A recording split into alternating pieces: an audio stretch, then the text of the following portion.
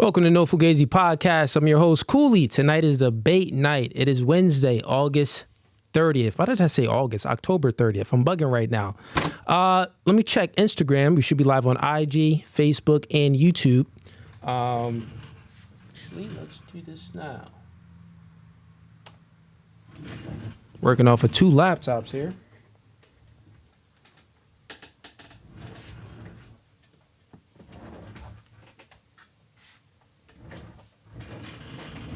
Working off of two laptops here, and we don't got the producer in the building, so doing it by myself.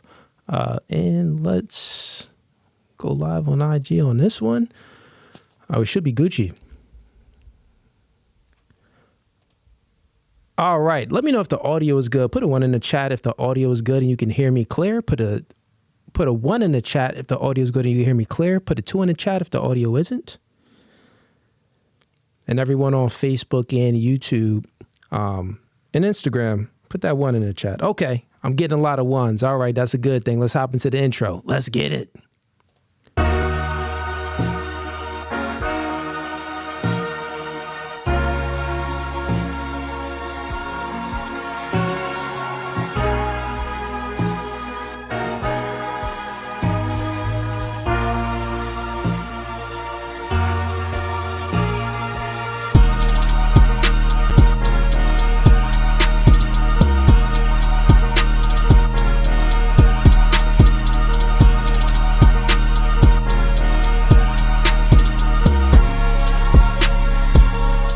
Gabby, off. You done. And you want to leave too? This is how our relationship goes. God over man, man over woman, woman over children.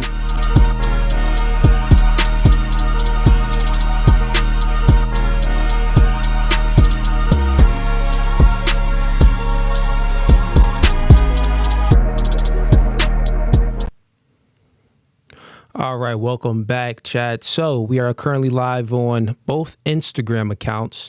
The business Instagram and the personal IG. We're live on Facebook and YouTube. Looks like we got a lot of ones, so the audio is good. Shout out to Ashley for joining the gang. She's the first one to join the gang today. So let's get into the normal schedule programming. We got a few links in the description on YouTube. First link is going to be to join the live stream. So tonight's debate night. Anyone that's new, we do these every Wednesday. If you want to go ahead and join the stream, you have to go to YouTube. That's No Fugazee Podcast on YouTube, or just type in David Cooley. It should come right up. Actually, for all my folks on Instagram, I'll actually throw the link in comments if y'all want to join debate night. How debate night goes, you have a room, you click the link, audio has to be on, your video has to be on. We could talk about anything. We could talk about any of the content that you disagree with that I post. We could talk about the viral clip from tonight's conversation, and we'll get into that. I'll probably do a reaction to that if y'all want that. Thinking about also doing a reaction to Hardly Initiated podcast, the Anton Daniels and Yada debate, which happened a few days ago. I believe that was last week. So let me get that link real quick for everyone that's on Instagram. Let me throw that in there for y'all.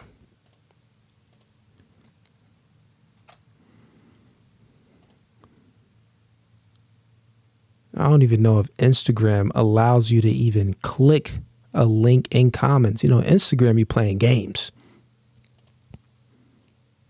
Post. Can I post that? No. Let's see. Did it post?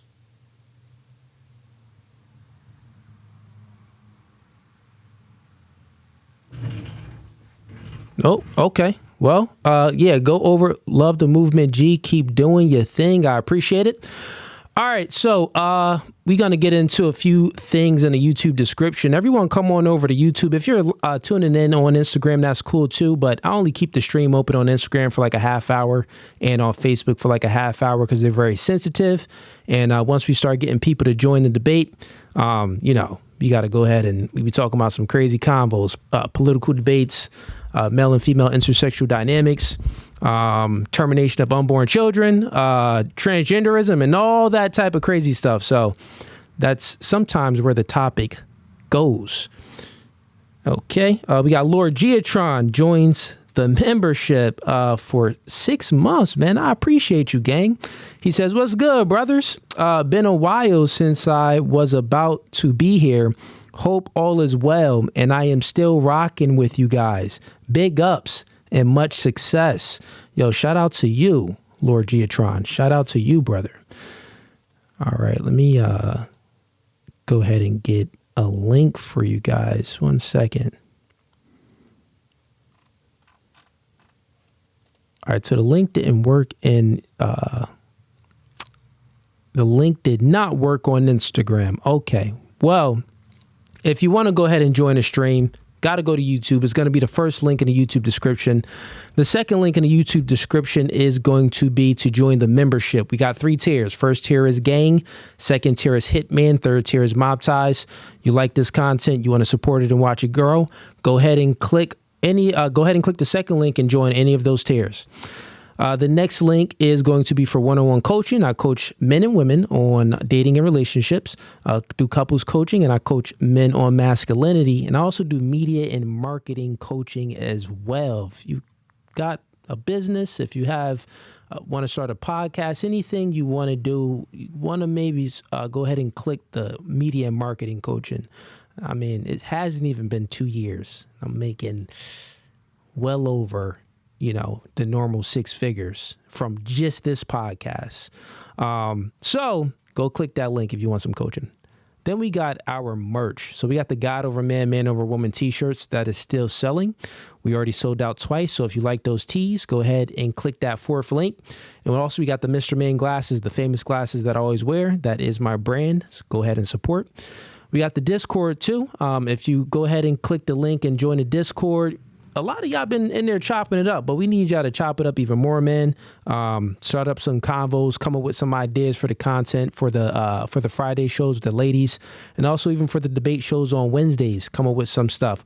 Or if you know people that you want me to debate, hit me up on Instagram. Let me know who you want to debate, people out there that's in the sphere, in the media sphere, and I'll reach out to them personally and I'll ask them if they want to, join the stream and debate. It's open to the public. All right, so I see we got a few people that's coming in that looks like they want to join the stream, but I need your camera and your audio on. Go ahead and throw your camera and your audio on. I'll bring you on up. Once again, so go ahead and join the debate. It's going to be the first link in the YouTube description. First, let's go ahead and react to what tonight's conversation posted and also what I posted too. On their end, they have 2 million Instagram followers. It went pretty viral. The clip that they posted was, out of context, but that's usual when you get on certain podcasts. That's Blue Pill. They want to create a narrative. Totally fine. I know how it works. Content. We got Lord Geotron sends in $2. He said, I meant since I was able to be here. Peace. Okay, facts. All right, bro. Appreciate the support, man. Already in here supporting Lord Geotron. And also, anyone that wants to support the podcast, go ahead and send in a donation via YouTube Super Chats. If you have a question or anything that you want me to review or topics you want me to speak about or even debate about tonight, go ahead and send in a Super Chat. I'll read it out loud and I'll go ahead and actually apply it to the program tonight. All right. Let's go ahead. I'm going to bring up a clip and then we're going to go ahead and react to it. And this is going to be from a clip that I posted on Instagram and a clip that was posted from tonight's conversation on Instagram. Both clips. We're going to get a full reaction to it and see what's up. Give y'all some content today. Hit that like button too. I see a lot of y'all in here. Y'all not liking it, man. Go ahead and hit that like button if you join in. Everybody on Facebook. Let me see if Facebook popping right now. Facebook was jumping. I ain't gonna hold you. Okay. Cooley debate yada. I'm not even gonna hold you, bro. I reached out to him via Instagram like way before Anton Daniels debated them. Homie ain't never replied. Yeah. But anyways, all right. So let's go ahead and get this content up and give y'all some reactions. All right. So here's what I posted on Instagram today. And just to give y'all some context. So the podcast that this is tonight's conversation. I was flown out and paid to be on this podcast. It's it's safe to say and said it on a podcast to them. It's a woman pandering podcast. It's many of them, though. Y'all see, even a lot of social media platforms have you think about Shade Room, Hollywood Unlocked. Those are all Democratic, liberal, left-leaning feelings over facts. They don't care about facts at all. I came in there with statistics. They're like, statistics? What? My feelings. So yeah, man. Anyone that's in this space, y'all know what's up, man. It's facts over feelings over here. But yeah, that's some of the context. So I went out there, I think it was about 3 weeks ago, and did a podcast, did many, many episodes actually with them. And it's very strict. Shout out to Ace. He got a good thing going for him as far as money-wise. It's a money engine. And, it's multiple episodes that we recorded in one day. And it was like work out there, getting paid. So it was like, all right, cool. I do it. And over here, nothing switched up, man. All right, let's get into the clip. Where we at with it? All right, cool. Is this the first one? You see. Okay, 1 second here. I gotta load this bad boy up real quick. I thought it loaded up. What happened? Oh, I had too many things in my load box. Man, maybe I need to start using, right now I'm using Restream. Maybe I need to use Streamlabs or something. What do people really go live on nowadays?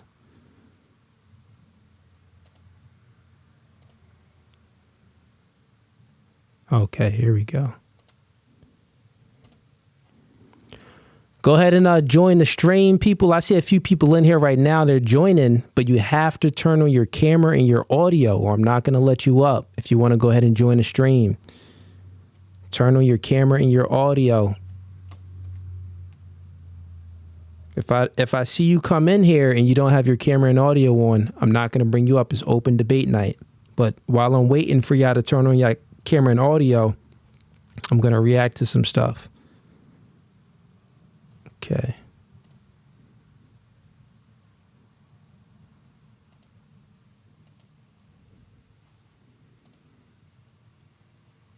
Yo, Pappy, turn on your camera and your audio and I'll bring you up.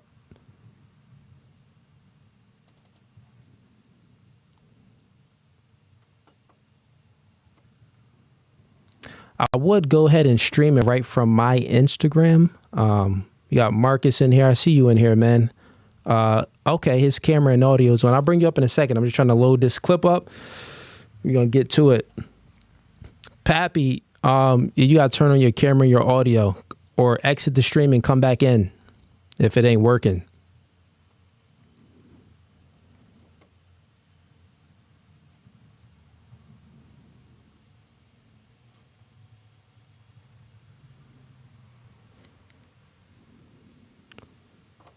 All right, let's see here.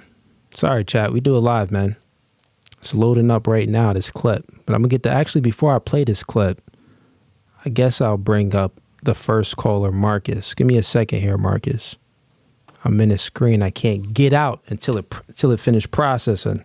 But without further ado, anybody got any super chats or want to have some conversations? Go ahead and send in a super chat. Let me know what y'all want to speak about today.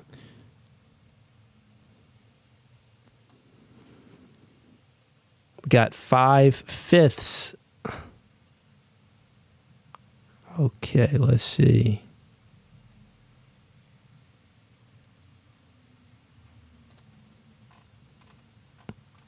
All right, let's go ahead and bring up Marcus first.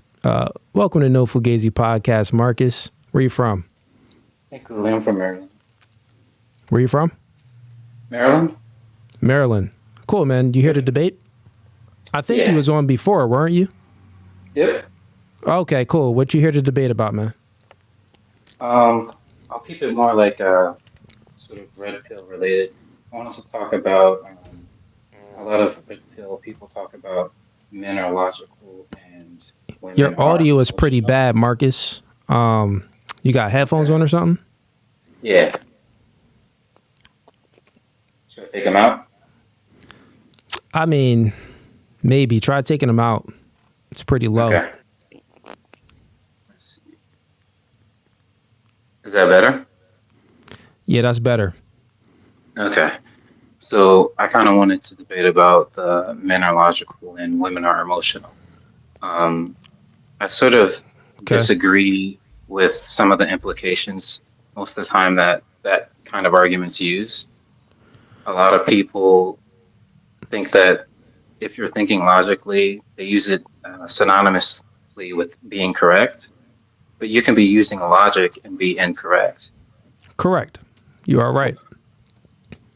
So, like, a lot of people don't really understand that you can have a valid argument where all your premises are incorrect, but they do lead to your conclusion, or you can there's lots of ways to have arguments that aren't sound, and all of those you're using logic, but you're wrong. Correct. I don't So disagree with that. Do you a know the lot of four laws times, of logic? uh, no, what are the four laws of logic? First law is the law of identity. That's simply said that a chair is a chair. It's a fact because we can identify it. The second law is the law of, I believe it's the law of, it's not of contradiction. It may be, maybe the law of contradiction is the next one. Non-contradiction? Yeah. We already know what contradiction means. The other one is the law of excluded middle. That means that it's either yes or no. The middle is exclude. There's no exceptions. It's just yes or no. Then the last one I believe is the law of consequence, meaning that like a cause and effect, pretty much. So those are and you could be totally false. So your claim of what you're saying, like you could use logic and still be wrong, 100%. That's why you hear, certain podcasts. I think I even said it sometimes, like, or you even see a meme like his logic was stronger. You know what I mean? Like his logic is Yeah. undefeated. So yeah. So but to go back to what you said before, you stated that you don't think you wanted to debate about men being logical and women being emotional. So go ahead and state your argument so we can get to it. Yeah. So my premise is that I don't disagree that men are logical, but I do disagree that the implication that being logical means you're right is correct. And then on the flip side of that, I think that sometimes you can use emotion to get to conclusions that are right that you can't get to with logic. And it doesn't Okay. seem like a lot of people within the red pill community actually think emotion is useful for men. No. That's I don't think anyone in their right mind thinks that. So just to expound on a few of the points that you made, when we're speaking about feelings and logic, you can be correct and you could be using your feelings and not really logic, but we have to look at probability versus possibility. Like, is it possible that, you could just be using, prioritizing feelings first and logic second and still be right? Yeah, it's possible. Anything is possible. There's, I think, 1,700 comets that hit the earth a year and we don't get hit at all. It doesn't hit any cities or anything because the earth is so big. So yeah, anything's possible, right? But with that being said, if we're looking at probabilities, so the probability is much higher if you're not letting your emotions cloud your judgment and you're using logic, you're thinking rational, right? If you're thinking rational, you're able to deductive problem solve, you're able to make better decisions, and the probability is higher that you may make you may make the right decision over prioritizing feelings. Feelings normally fogs your judgment, makes things How cloudy. come? Why do you when you talk about the feelings and emotions, Yeah. you compare it with like clouding, like something that gets in the way of a goal. But when you talk about logic, you're always using it as something that you can use to get to the goal. Can't someone Yep. consistently be using logic like badly? Like someone could be using reason to get to conclusions and just be doing it really badly. Well, I mean, if for sure they can be, I mean, people reason their way to anything. People make reasons to commit mass murder, right? Well, I have a reason for it, and this reason is valid because maybe I feel like I was oppressed, or maybe I actually was oppressed, so I want to get revenge. I have a reason to doing something. So yeah, reason is fine, but you can reason your way into anything. This is why the conversation gets a little bit much deeper when we can have a logical discussion, but then we have to see, okay, where does your knowledge come from? Influence creates thinking, thinking creates behavior. So what influenced you to think the way you think? We got to speak about your epistemology. You get what I'm saying? So is it biblical? Is it secular? Is it, where are you getting your knowledge from? Is it from philosophy? Is it from science? Things like that. So, I mean, yeah, the rabbit hole gets much deeper than just logic. There's many people that I debate with that they'll make some logical arguments, but they're just wrong. Like when I do transgender debates and people think that there's 26 genders, right? And they say that, or I debate these historians and they say that woman came first and God is a woman. They say all of these nonsensical things. They're using logic for the most part because we can have a debate, but my logic is just stronger.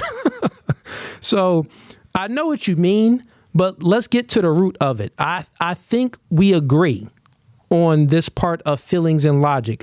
There's no disagreement yet. So speak firm a little bit. Tell me what's really on your mind. I think the part where we disagree is I think it doesn't seem like you have, even though the part you just said about you're debating people and they're using logic, there's a lot more positive correlations you're pairing with logic and less positive stuff that you're pairing with emotion. And I don't understand why it has to be that way. Like, I think there's a lot of conclusions you can get to without logic that are just as useful. But it doesn't seem like when you're speaking that's a part of what you believe. No, man. So you got to look at the context of the conversation, right? So context is important. So if we're having a discussion about male and female intersexual dynamics and a woman says that she wants something, right? She says, oh, I want this. And then I'm telling her, well, if you want something, you must know what that you must know what that thing entails that you want so you can get it. And usually if you want something, you must acquiesce your behaviors to a degree to get it, right?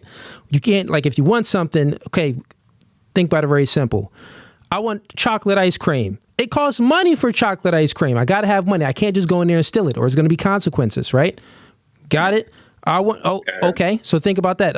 A woman wants a dude that's 6 foot plus, a dude that's in a top percentile when it comes to finances, a dude that's masculine, charming, charismatic, and has all of these things on the inside that feels real good, but she'll manipulate herself. She'll, just like the clip that went viral with tonight's conversation, the woman on a podcast, I should actually play it because it loaded, but I'll play it in a second. The woman on that podcast that we were having a discussion with, she said, what are top tier men? And I wasn't speaking about myself, but I said, listed some tiers of what men are. So stats. And I listed from things that are scarce, meaning that it's rare. She listed things that everyday men have, like everyday qualities that men would have that they embody, like good character, good morals. Those are more values, right? But she said that she wanted this type of man that's top tier, and this type of man is top tier. But meanwhile, she would disqualify this man that's top tier, that she thinks is top tier, all of these things that this guy embodies on the inside, like his character. But if he's short and broke, he doesn't get a chance. So she manipulated herself and tried to manipulate the audience, right? Because she started with the effects. So her logic was flawed. You get it? So think about it. A woman saying, I want a man that it has good character, good morals, this and this, and all of these type of internal things. Meaning Most people have good character, but women don't go for those guys because they're either 5'2" or they're broke. And that's what I spoke about. I spoke about the scarcity of things, actual top tier. So yeah, that's when we could say that, okay, this individual's logic is flawed because she skipped ahead and went to the effects when Cooley, he was speaking about the root, the cause of things. And I think this is what happens where women, they don't really have logic. So think about the rules of the laws of logic, what I just stated. Law of identity, you got the law of contradiction, and you got the law of excluded middle, you got the law of consequences, right? The law of excluded middle and the law of consequence she didn't adhere to. So her logic was flawed. She only adhered to the law of identity. I don't know if she was using logic. Like, I still agree with the. She really wasn't. It was more like feelings. She was emotional. Yeah. Feeling, but I think. But I'm sorry. Go ahead. Yeah, go ahead. Oh, I think that sometimes when women. I think sometimes women try to post hoc what they got to through using their feelings by like back in acting like it was logic, but it wasn't logic. It was just a feeling that they had. But I still think you can. Yeah, I think you can get to like good conclusions with feelings. Like I think sometimes you can get to an intuition with feelings, and you didn't have like a solid logical foundation to get there. Like you don't have any like explain. Explain how you can get there. I think sometimes feelings are like shortcuts that your brain takes. If you could actually, if you were autistic enough, you could like, I guess, sort it out. It would have a logic to it, but I feel like your feelings are like a shortcut your brain takes and gives you that feeling. That's sort of what I mean by it. Like, I think feelings are like a shortcut for people, not just women. Yeah, that's not a good explanation on how you can get to making a right decision based off of feelings. Normally, when you're doing things based off of feelings, you're not really thinking too much. You're feeling, and generally speaking, meaning not speaking about possibility, but looking at probability, you're going to bump your head and trip and fall when you're going off of feelings. Like if you want to think about why making $100,000 a year is rare. It's like only 20% of the United States, all people, men and women, make $100,000 a year. And with inflation, $100,000 a year ain't even $100,000 a year anymore. Think about why it's hard to do. The reason why it's hard to do, meaning that a small percentage of the population can make that, because you have to act despite how you feel. You get it? You got to act despite how you feel. So meaning that you can have feelings. This is why I'm telling you what's true. Feelings normally fogs your judgment because you feel some type of way, and that you may be like, oh, well, I don't really feel like doing this today. Oh, I got to go to work. I don't really feel like I got to go to the gym. I don't really feel, I got to put these papers in. I got to apply these jobs. I don't really feel like it. So acting despite how you feel takes thinking, meaning that you're thinking, you feel some way. I feel lazy. I feel down, but let me just overcome this feeling. You get what I'm saying? So, and if you want to get ahead as any human being, you have to overcome feelings. Now, I'll grant you some stuff. For example, women, and they're pregnant, right? Something that's amazing.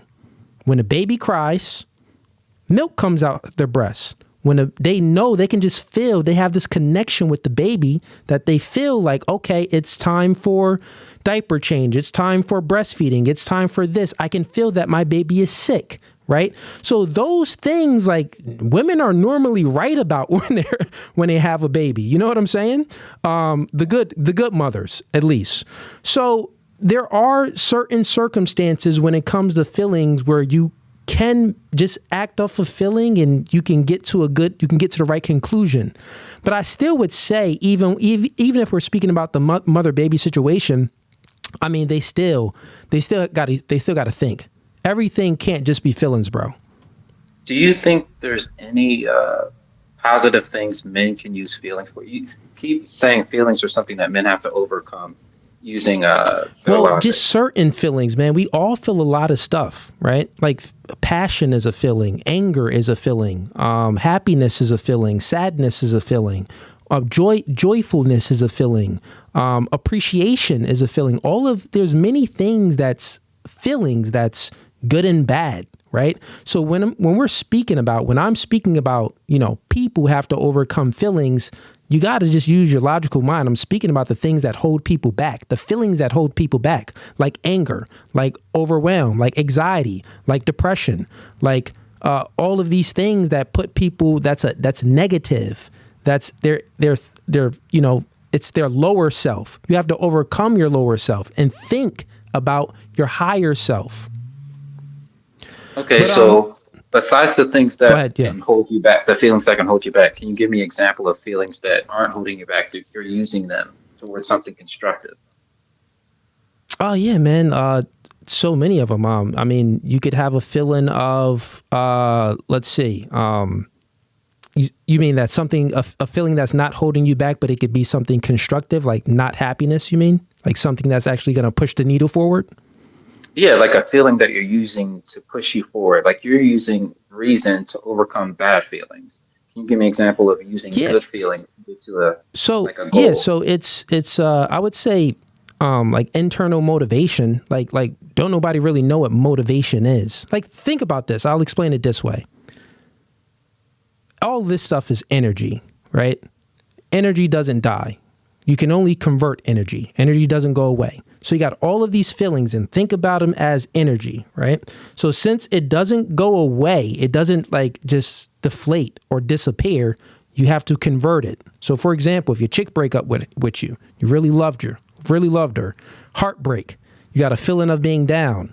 Well, you can convert that feeling into motivation to get in the gym, to enhance your body, to apply to more jobs, to enhance your finances. You can convert all of these feelings into a positive force of action for you, right?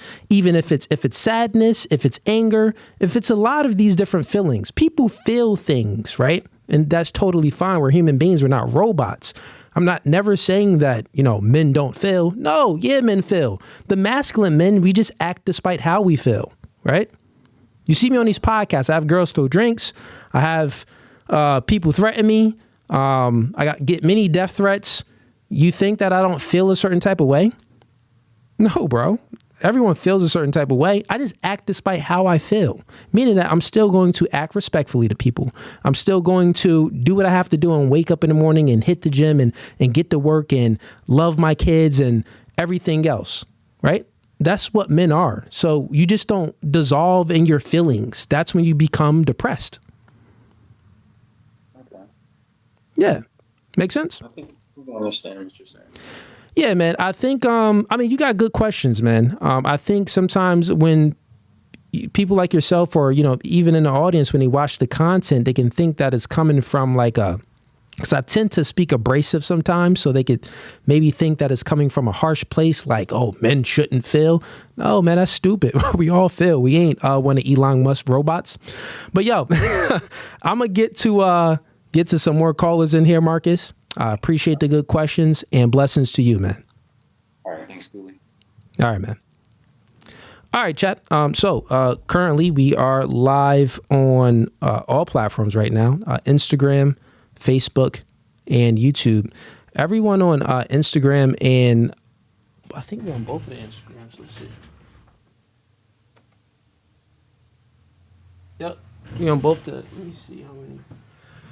Yeah, everyone on Instagram, if you want to go ahead and join the live stream, come on over to No Fugazee Podcast on YouTube, and you can go ahead and join the live stream. All right, let's get up 5/5 in here. Welcome to No Fugazee Podcast. State your name and where you from. I'm 5/5 and I'm from Connecticut, my guy. Connecticut, that's what's going on, man. That's what's up. You know it, my guy. First off, I don't mean to cut you off. I gotta commend you, man, because I be watching a lot of the people you pull up here, and I'm gonna give you for example. You had one dude, I think that white guy, he kept saying the word nigga, and I watched you keep your composure. Like what you were saying, people throwing drinks on you, people threatening you. I like how you keep your composure, my brother. I like that. I appreciate it, man. Much respect. What you here to speak about today? I got a bunch of different topics, but I got one that that affects a lot of us heterosexual males, right?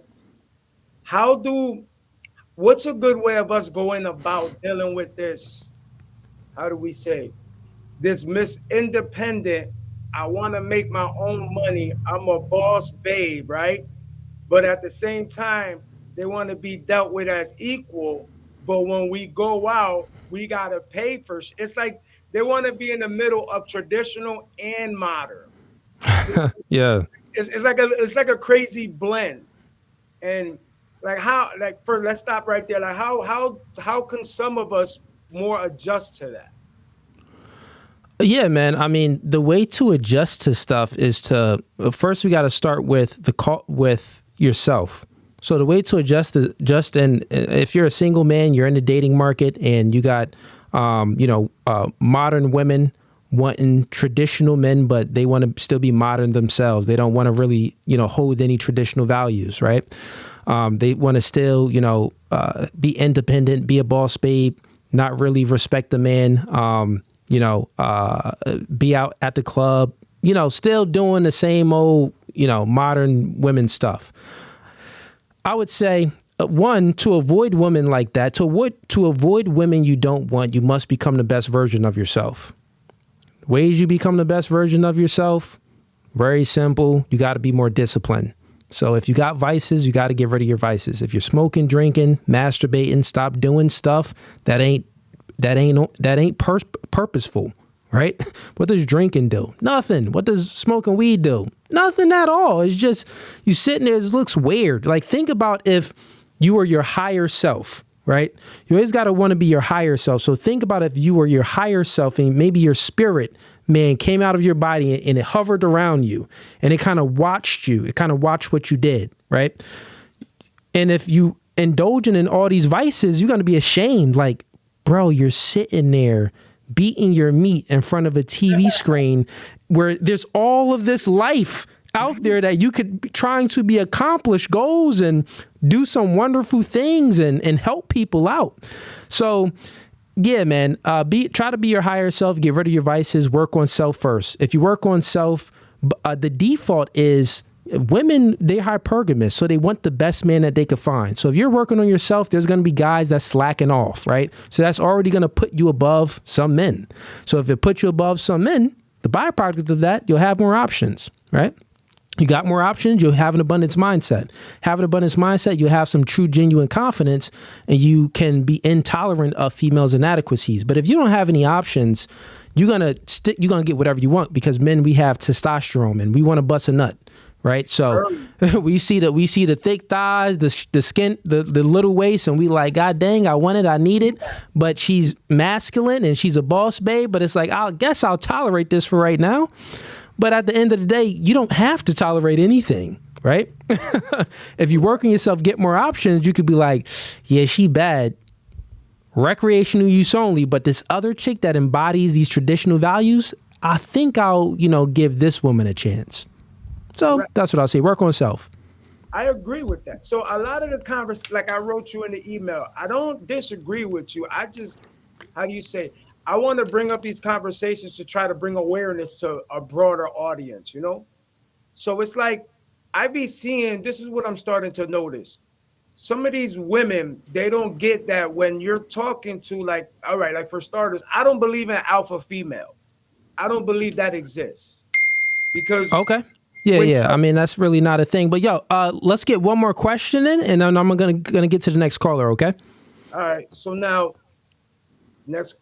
how do we? Because I feel like it's all intertwined. I feel like we're being like, how do you say, the epigenetics, the influence. I feel like the epigenetics is influencing so many people in so many different ways. Like, it's only in America where we have 1,000 different genders.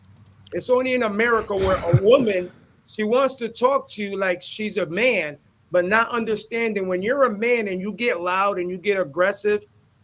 When men talk to men, we always have this violence as a base. For sure. As a communication base. And that's where these women, that's what they don't understand. Yeah. I mean, they don't understand the the things that men experience, because they live a totally softer, much more, a different life. Masculine men built this world, for women and our daughters. Like, we built this comfortable world so women really don't have to deal with the truths and the consequences that men deal with, right? Think about it. If a man is not adequate and he's not competent, then he's going to feel the consequences of his poor choices and lackadaisical attitude.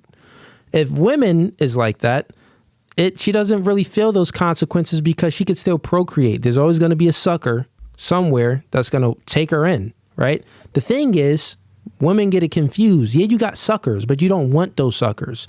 So even if you still got options, usually they're just, options that want to smash or options that you don't want. So they're not any valid options. But good stuff, 5/5, man. I'm going to go ahead and get someone else on. Appreciate you, brother. Have a blessed one. Appreciate you.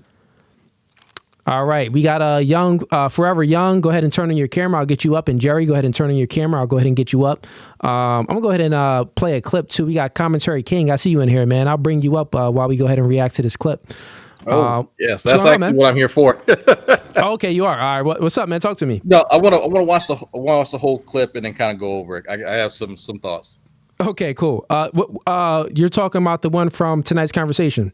No, from it was a chat with a female that you did a little while ago, very, very recently. Okay, yeah, I think that's the one from tonight's conversation. Yeah. Okay, I'll go ahead and for the context. Gotcha. I'll go ahead and play that in a second. Let me go ahead and bring it up. Anthony, I see you in here. Go ahead and turn on your camera. Okay, your camera's on, Anthony. All right, 1 second.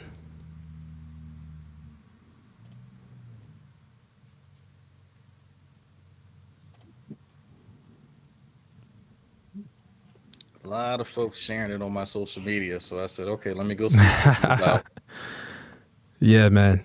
I'll go ahead and play the clip. Let me go ahead and play, because while this is loading, you know what? I could just play it. I was gonna play it without their edits because they edit a part of what I set out. But yeah. So, but I think that's I think that's fine. Let's play that, right? The whole context, because that's really, at the end of the day, I could tell that it was edited, obviously, to kind of like point counterpoint, and it had its desired effect. I can actually read you some of the comments here, but I want to hear the whole context. I don't. Okay. So let me go. You don't. Okay, I got you. So let me go ahead and get that for you. Then give me a second. All right. Okay, so this is going to take like 2 minutes to load. So while it's loading, man, let me get to the super. So while we're waiting, I can read. Yeah, while we waiting, talk to me. What's up? I said while we waiting, talk to me. Hey, yeah. So I'm doing some new job training and stuff. That's why I've not been around for a little bit, but I've been catching little clips and stuff that people share, and you seem to be a fan favorite. I am. So let me, I guess, give you a little bit of backstory. I've been around the far sort of left liberal side of the internet for quite some time. I call out nonsense wherever it is. It doesn't really matter. Yeah. Personally, I'm a live and let live. If you want to identify as a man and dress the part, go for it, bro. Whatever. If you want to identify as an attack helicopter, for all I care, I'm more about respecting people. Like, if you want to go do that, get gay married and go, shoot, 240 Bravos, because that's your American right to do so. That's where I am. But folks are crazy. Okay, let's just be absolutely honest. So what's your thoughts on it? I understand that point of view when you're like, as long as this isn't really affecting me, go ahead and do what you want. I don't care. That's your American right. Essentially, the part that I don't, that I have the problem with is when it comes to like transgenderism, for an example, since we're speaking about very broad things that you brought up. Mm-hmm. Like with free speech, go ahead. Yeah, free speech. Say whatever you want. But when they're trying to make us affirm their delusion, that's when I have a problem. So like if a man wants to call himself a woman, bro, go ahead, call yourself a woman. But the part that I have a problem with is when you want us, other people, to affirm your delusion, to partake in it. And that's what they're trying to do. They're trying to, like in Canada, they changed that thing that Jordan Peterson going through. Like there's no more free speech. The hate crime or the laws where if you misgender it's the laws somebody. if you misgender someone. Like if you misgender someone, you know, it's laws around that. So it's like calling someone a he, but it's a she, or calling someone a she, but, you know, they want to be, you know, called a they or something like that. So that's the problem that I have, But yeah, man, I get what you're saying though. But I've actually had this conversation quite a few times over the years. I had a coworker actually who refused to refer to trans man that we were working with. This is at Lowe's many years ago. This guy refused and said, "Look, I'm a Christian. You know, I believe in the Bible. I get that you feel whatever, but I'm going to call you she." And he went out of his way, you know, to do that. He didn't have to, but there was times where he did. And I said, "Look, here's what I say. Okay, I refer to you by the name that you tell me, out of respect, not because I have some hang up on a box of pronouns and stuff that we were taught when we were, you know, 4 years old. So I'm going to extend to you the respect that you extend to me. If you are not going to refer to me the way that I want to be referred to, right, or identify as, then I'm not going to reciprocate that, right? And so that's what it comes down to me. Now, folks who have a sort of a religious predilection, I can understand why they don't want to. And this is controversial if you know, or I guess left-leaning. I think people should have the right to do that and actually respect that, because a part of being in a society is understanding that not everybody agrees with you. You just can't shun everybody who you choose to, you know, pick because they don't want to partake in the type of lifestyle that you have set out to partake in, right? So, you know, that they want. I get that. I'm a little bit more. My views on it is the opposite. I think that by default, if someone is trying to say certain things like, oh, well, their XY chromosome is a male, but they want to dress up like a woman and they want to be called Caitlin, and they want me and he wants me to call him Caitlin too. That's a form of influence. So I'm not going to do it. I'm not going to do it at all. So I always say influence is the most powerful force, right? Like influence is, I mean, besides physical force, influence, mental influence is the second most powerful force, right? With that being said, if we're going to affirm people's delusion, well, that's going to influence people. That's going to influence the masses. And guess what? The truth is they're trying to influence us by saying that there's something that they're not. Right? So since they're trying to influence us by saying that there's something that they're not, I'm going to combat that with the truth by telling it like it is. Because if we fold, then, you know, that leads to more degeneracy. That leads to more influence. Then it becomes a social norm. If we fold, it becomes a social norm. And we can't, you know, dissolve in these delusions to allow certain things to become a social norm. Like, think about it. Gay marriage. We let that become a social norm.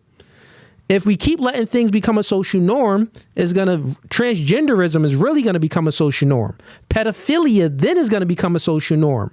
Grape could even become a social norm. Like, who knows how far the left will go? So we have to stand 10 toes down on principles and morals, I would say. So it kind of comes across as a bit of a snowball fallacy. You know what I mean?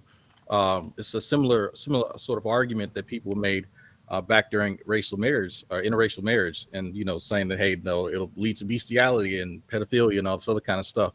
So I want to personally try to not make snowball fallacies, because I just don't know, right? And so that's the one thing. I understand what you're saying, is that if you give an inch, people take a mile. It's true with the government, true with a lot of things in life. Yeah. I would sort of contest that with the fact that there's always going to be some level of influence, no matter where you are as a part of a society. Correct. Yeah, I understand the snowball fallacy. I understand that, you know, you don't really know what it's going to lead to. I understand all of that, right? But just the fact that we don't know what it's going to lead to is like, that's enough to combat it. I think, but you can take three positions if we were to adopt that. Sorry. And I would say that it's different ways you can combat it, right? Like, there's nothing wrong with combating it. How I think, you know, the conservatives are combating transgenderism right now, right? I think, you know, we got, Matt Walsh and all of these people doing certain content and, you know, producing content out there that's, you know, putting the awareness out there that no, there's literally people that's deluded and they want everyone to affirm their delusion. If not, they think that it's like a hate crime and you don't accept them and you don't think that they should exist. No, we're not saying that. We want you to exist. You are a human being. But the things that you identify as, well, think about this, bro. There's something, my daughter's in school. She's in 7th grade. She's 12 years old.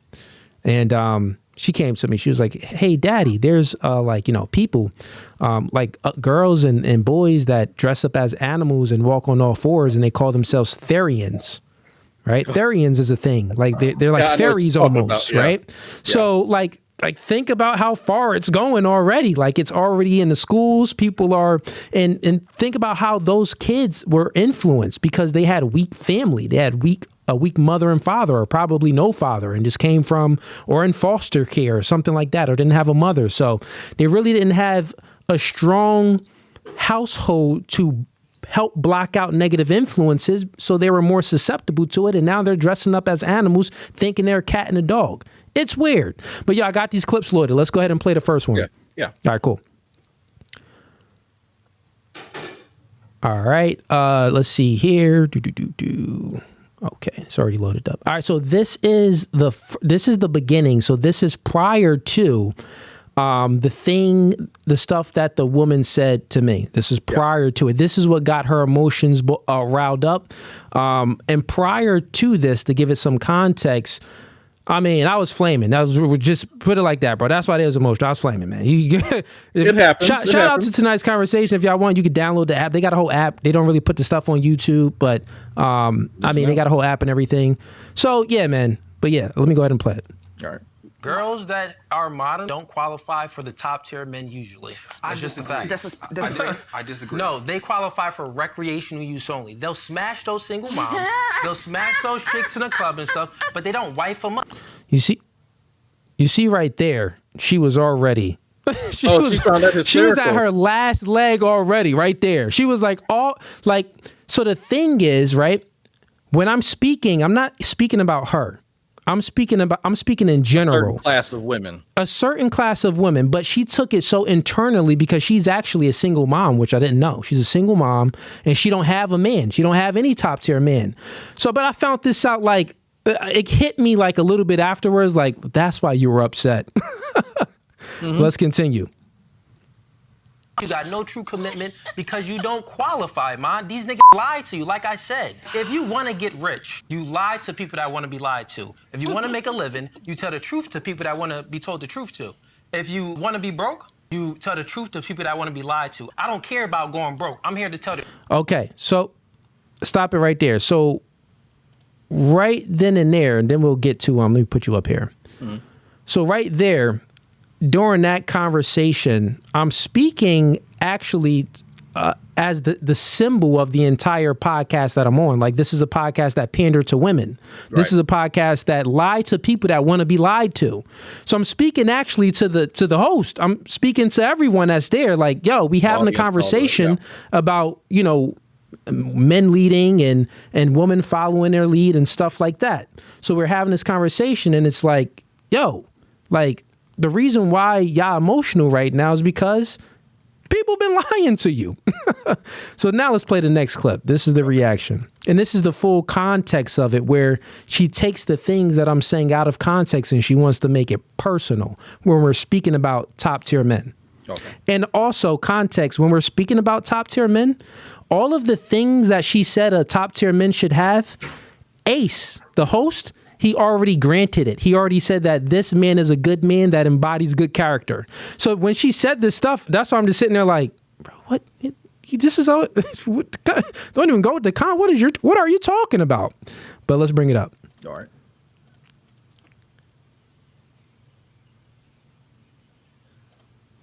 Uh-oh. Give me a second. Chat, man, send in some super chats. I see y'all in here. Let me get to the one super chat since we're waiting for this to come up. Abel sends in $2. Marriage isn't for me because of the contract required.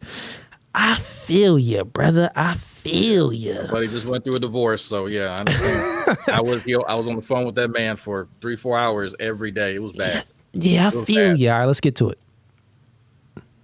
And that is the truth. Okay, so since I we're don't speaking care about about going broke or none of that. So since You we're speaking about, you believe you're a top tier man? By what standard? By what standard? Mm-hmm. Well, I'm one, I'm in a interested to know. relationship. I'm not speaking about myself, but if you ask me a direct question, I can answer it anecdotally. So right there, that's the part they took out, right? So they took out that part, the you qualified preface. it by saying, I'm going to answer this personally as my personal anecdote. Yeah, exactly, like personal anecdote. And I never actually said I'm a high quality, high tier man. I just said, well, I'll speak about it anecdotally. Whatever you think is a top tier man, I'm just going to give percentages. And not only that, I'm speaking about top tier. So I'm thinking about something that's scarcity, that's rare. She starts listing qualities. Well, let's get to the clip. You'll see. Mm-hmm. Only about what? 8% of the entire world is 6'4". I make well over 100K. That stat was actually wrong on my part. I mean, as niggas, if you think about it on a world level, I'm in the top 1%, and I'm black at that if you add that on. So just if we're speaking about those figures, the things that women are attracted to, no, I'm not going to toot my own horn, but I'll let you do the math. Go to you. What is your math? Hold on, before we go. Okay, can we pause it right here for a second? Got you. Okay, just pause so it. What's up? So I knew something about this clip felt off because you were offering a standard, right, for dating potential, essentially. Like if you go on any sort of dating app, you're going to see quite clearly what women prefer. And being over 6 feet tall, I'm a big fan of watching. You watch Kendra G. I don't know if you are familiar with her show. I haven't watched it. Yeah, so go watch. So if you want to validate your point better, go look at Kendra. You don't have to watch any video, actually. Yeah. Go look at the titles. And I would say easily 70 to 75% of the women that come on there are specifically looking for women or men, would make 100K and 6 feet tall, to the point that it's a meme on the channel for all of us who watch it. So your reference to that is actually very accurate. And not only that, context in it, we were speaking about, once again, Ace already said that the top tier man, he already has the stuff that, the woman want, like the good personality, the good character. He already said that this guy is a good man. So this was in the beginning of the podcast prior to it. So then we're only speaking about like 5-10 minutes before this even came up. We're having debates about, hypergamy and women wanting like the top tier guy that makes, 6 figures and this and this. She switches it to something else. So I'll play the rest. Okay. So she goes to value and then she goes to personal attacks. Alone makes him not ideal or your type, right? Not ideal for you. Anybody, right? They took that part out too. He asked me for my opinion and what my thought was, and that's what I'm giving, just like you, right? If we're speaking anecdotally. The conversation and the words that are coming out of the mouth of someone like you, I would never consider top tier. A top tier man is also a man that is extremely desirable by way of his character. A top tier man is a man who displays a certain level of intellect that allows him to consider other people. A top tier man, they lead with love, not with dictatorship, right? They don't want to control their woman. They want to gently lead their woman. A top-tier man creates space for a woman to feel good about herself. A top-tier man supports the dreams and the ideas of a woman. A top-tier man prioritizes a woman. A top-tier man is in leadership and working as hard as he is to give the woman the life of her dreams. And with all that stuff that you just said, that was just womanese talk. So at the end of the day, what is that? Womanese is also 6'4", black, attractive. I don't know too many women in my circle who desire a 6'4" man still wearing braids, but obviously, what was that? I mean, I don't make any ad hominem attacks, so please be respectful, because I've been respectful to you. I am being respectful, but here's what I want to say. You're speaking about control. You're saying that a masculine man, let me just finish my point. You're saying that all the traits that I spoke about that embodies masculinity, you said it and you said it. You're pretty much insinuating that, he's like trying to control and dictate. Well, you like, are. did it ever hit your mind that maybe this is what girls yearn for and actually like, women actually like, and they just follow the man's lead. They submit naturally. There's no control in my relationship. There's no control with people that act and behave like me. The fact that and you I have my mindset. There's so that's the clip. Wow. Okay, so now you get the full context where people was thinking she ate, and then it got even worse. Like then I flanked, like, because then she was making personal attacks. I mean, she was already a bit hostile with the tone and certain little quips. And I'll put out, my editor is going to put out more clips, like people just, saying whatever, but my editor is going to put out more clips, and it's You should milk it. Absolutely. Yeah, we're going to milk it. We're going to milk it. So like, well, the comment about womanese, much to the chagrin of quite a few people on my social media, they didn't like that term. I understood what you meant by that, but I think a better point could have been made. I think both of us for sure. I think that even in that moment when, like, the point that was made, like prior to all of this anyway, that she didn't get, like, mind you, this came out of nowhere, where she's making a personal attack, because I'm speaking in general, but my generalities, she fit in. She's like, oh, wow, he's speaking about single moms. Oh, wow, he's speaking about, these, women that's boss babes. Like, I'm hurt. So then she got defensive and she wanted to attack.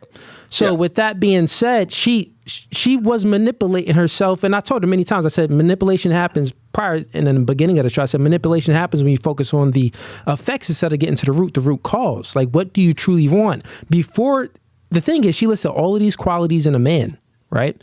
Mm-hmm. But there's many men that can embody these qualities, but there's still a prerequisite that the man has to meet, is the stuff that I'm speaking about. So even though she can meet a man that embodies all the stuff that she just said, but if he's 5'2" and broke, he don't qualify for her. So her point is all in void. Her point is manipulation. It's low IQ. It is without logic. It's just talking just to talk. So I think that, so here's one thing. Rather than the womanese comment, I would have asked her if she's spoken to my wife, if I were you. Because there's certain assessments that were made about somebody's character and about what they would do in a relationship. And I think both of us are married, correct, Cooley? Not married, but I have a girl. No, okay, so you've been I'm in a relationship with a woman nonetheless. For sure. Has she spoken to your significant other prior to that conversation? No, not at all. Okay, how would she know your qualities as a partner, as a man? Exactly.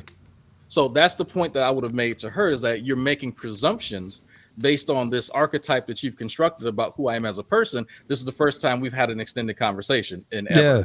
So you can say all of this. You can construct this straw Cooley to attack, right? But if you are going to make a salient point, right, what I'm referring to here are the outward attributes that women look for in today's dating market. Now, of course, there are other qualities that actually make a man, but that's not necessarily what you were asking me. And as a second point, you were asking me what my personal, definition or description is of a top-tier man. What I tell you as a man is going to be wholly different from a woman. That's like asking a woman what makes a good wife. Well, only a husband would know that. Exactly. True indeed, man. You're speaking facts. I mean, it was just personal attacks, and the clip went on for more than this as well. And, she got bodied even more at the end, where I even said more stuff, because she was making ad hominem attacks. Like I said, I'm not making any ad hominem attacks about you. Be respectful. And then it went into more. She's still talking about my character. Then I said, well, what about your character? So I flipped it back on her. Right. And, that conversation. So my team, we're going to clip up some stuff like that, drop that, put it out. Should, because, I'll actually read you one of the comments here. It's pretty funny. Go ahead. So just so people are aware, I was amongst these folks because they added me. They saw my conversations with, because like I said, I go after dudes, I go after women. It don't matter. Any of these hands for sure, man, are rated for everybody. But they thought that I was some sort of white knight champion for women on the internet. Yo, before you do that, give me 1 second. Everyone on Instagram, come on over to YouTube right now. I'm going to close down the Instagram stream. Come on over to YouTube. That's No Fugazee Podcast on YouTube. So if you like this convo, we're going to get into some more deeper context of this conversation. And actually, I even play more of the clip itself, so you can see what even happened after that. Yeah. So 1 second. So yeah, you're good. Go ahead, man. But yeah, so I've been amongst these folks. I just kind of sit back and watch them. One of the things that I excel in a lot of these conversations is sitting back, not participating, and just watching people talk amongst themselves with people they agree with. And I've learned quite a bit. And so most of them can only offer snide comments in any way. But one of the comments I kind of laughed at, exactly, because the braids and beard is unattractive, he doesn't look clean cut to me, and what he has on is childish. What the hell does that have to do with the conversation in any way, shape, or form? It's all emotional type arguments, man. Say again? I said it's all emotional type responses. It's all responses to attack not what was said, like her responses. It wasn't to attack what I said. It was to attack the character of the person that's saying it when they don't even know the character of the person that's saying it. No, I think they have to make certain presumptions for that. But I think that I wish you would have called me. But I will say, that I did definitely want to push back on that, because the womanese, I get it. You're taking a shot at her, but this was a missed opportunity for you, Cooley. That wasn't absolutely missed opportunity for that. I agree. Where from a clip standpoint and from being concise, meaning that a quick rebuttal right away. I agree that I do podcasts all the time where I have girls, and girls talk to me. Like that all the time on a podcast. They want to attack my character. And there's many missed opportunities when you're doing a long format podcast and you're shooting, where it's like, okay, I could have been concise. I could have said this here and there. Fully granted, totally fine. But that's nothing new to me. Yeah. Nothing new at all. I had to give you some pushback, sir. For sure, man. There's far too many people to come on here and fillet you through the screen.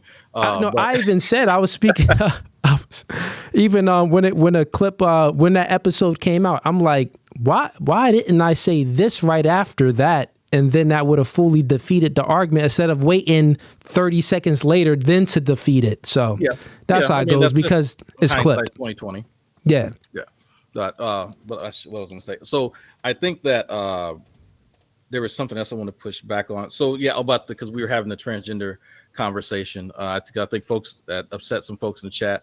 I have to be fair across the board. That's the one thing that I don't like about people who are incredibly left-leaning, is that they don't see hypocrisy in calling for people to be empathetic, towards trans folks and whatever, but they're not going to be empathetic towards people who disagree with it, because not everyone's going to accept everything. And that's the reality. I have a cousin who's trans, and we have very real conversations about some of the stuff people talk about. And I'm like, look, if you get a BBL, you're going to look like one of the bugs from Bug's Life, one of the ants. And so I'm going to laugh at you, and other people will. But, you need to be real.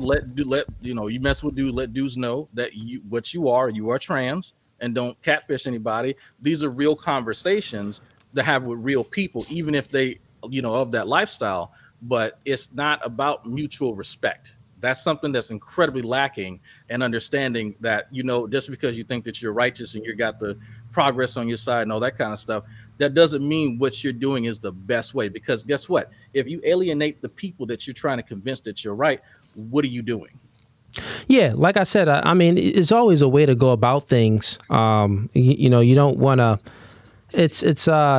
It's always a way to go about things, to say things in a certain way, or just to strategize, to do things more strategic, to try to, convince people of a higher purpose and a better way of life than hating themselves so much that they want to, change. A man wants to change into a woman, or a woman wants to change into a man. It's a mental illness, man. It's a mental illness. So they do need help. No one wants to shun them and say, hey, you should off yourself. No, not at all. I think you need help. No, it's too much. I think we should make a space for people that suffer.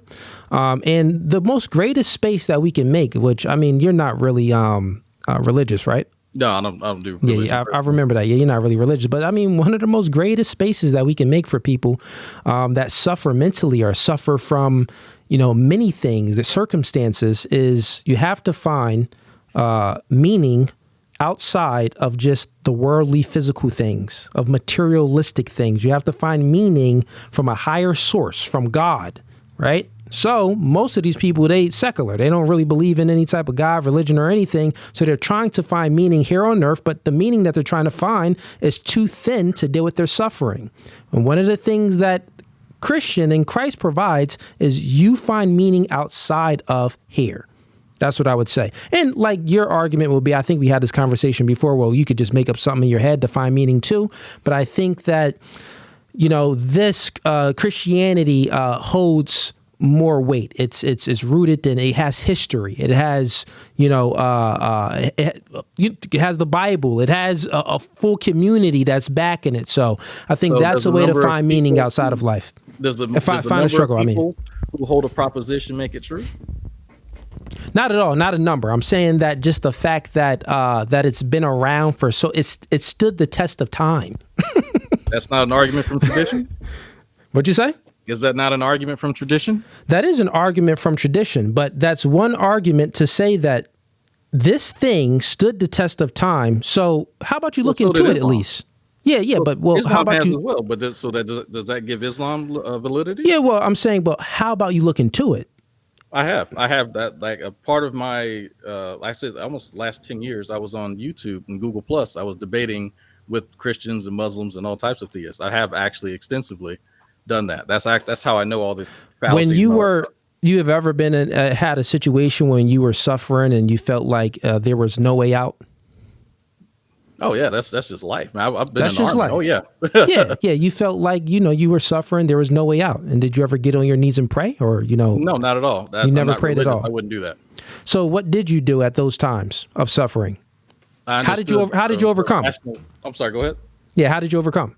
Oh, so I understood that when I'm feeling now, I'm being emotional. I understanding that this anxiety that I'm feeling, this impending dread, is an emotion that's triggered by outward stimulus. So after understanding that, I was able to calm myself down and come to a rational conclusion that I'm just tripping. I need to get over it. Well done, man. You're able to regulate your emotions a lot more than others. But there's others that, you know, they can't. They don't have the ability to do that, right? Most people don't have the tools, but most people don't even have the tools. Religion provides you with literally a manual on how to handle that situation much better. If you don't have the same type of tools I have access to, then obviously you're going to use whatever you have available. And, you know, if people are different, with the tools that you said, that's fine. Rational thought, understanding the reality of things. I'm in an emotional state right now. Let's look at the bigger picture. Let's look at the full scope of things, not just the glass half empty. That's fine. That's good. That's a good strategy to overcome suffering. But, you know, there's the thing with life is situations happen, but people take it differently. Mm-hmm. And something that can happen to you, it can happen to the same person, like a car accident, the same injuries the person can have, or no injuries at all, just the situation itself, or even being in the army, whatever it is, and being in a shootout, whatever it is, you may be fine because you're able to regulate your emotions better. You're able to have a perspective about things, meaning that you're able to look outside of yourself instead of just being dissolved in your own box. And most people that have a strong mindset, they'll overcome, right? But then there's many people that really don't have a strong mindset, and they don't have not just the tools, like they don't have the ability, like their thinking is just, it's too much emotionalism, right? Maybe they came up with their circumstances when they were young, their family, whatever it was, right? Mm-hmm. And it's hard for them to overcome suffering. And the thing is with religion, let's say, forget about Christianity, we're saying with religion, with God, meaning that believing in something that's higher than yourself. Just by believing in something that's higher than yourself, you feel like you have more purpose because, okay, this worldly stuff doesn't really matter because there's a bigger picture out there anyway. Right. So just by believing in that, not just thinking, but you actually believe that there's an afterlife. And if I can overcome enough, I could be a good person and treat people good and try to speak truth and try to live a good moral life. Then there should be some good purpose for me at the end of the road, even though I'm suffering. So I get what you're saying and I don't disagree, but I do think that, religion, man. It's the belief in God, I would say, and believing in a higher power is what people really need. That's what I would say. Not religion itself. Religion kind of, I mean, people say that they're religious. It's the relationship with God, I would say. People say they're religious and stuff like that, but they don't follow anything, and we're all sinners. Lots of single moms on Kendra G say they're God-fearing, they're looking for a God-fearing man. Yeah, I mean, even as a non-believer, I don't. If you know, even I don't get it. You know, but no, I agree. So I'm not one of those non-believers who thinks that religion should be eradicated, and then there'll be like a utopia on Earth. And there's actually quite a few non-believers that actually believe that, and it's stupid. But I think for sure. Even someone like Sam Harris, he even knows that religion is a huge, and he's an atheist. An anti-theist, like people who believe that are called anti-theists. They actually anti-theist. Okay, they would be considered anti-theists. Most of us just don't care. Like this, hey, it's not. It's just like some people's college and army, and it's just not for me, right? That's how they treat it. But they're not going to disrespect somebody who chooses to say, hey, these set of morals, a set of ethics, I'm just going to apply that, and that's going to give my life meaning, because I don't define what give Cooley's life meaning, right? So if religion gives Cooley's life meaning, then so be it, as long as he's not hurting anybody, And so I think that should be the best way to kind of treat that. And I also think that should extend to these socio-political debates that goes on. Hey, you don't have to accept a transgender person, and guess what? They ain't got to accept the fact that you don't accept them. But you know what? You keep a respectable distance, because how often are you gonna actually run into one another? You know what I mean? So for sure. Yeah, I get that, but still, I know you still keep going back to certain things. I still gotta say it, man. Yeah, you gotta fight. You gotta fight you gotta fight influence with influence. Like smallest little bit of influence. They're a man. You're dressing up like a woman. You're going out in public.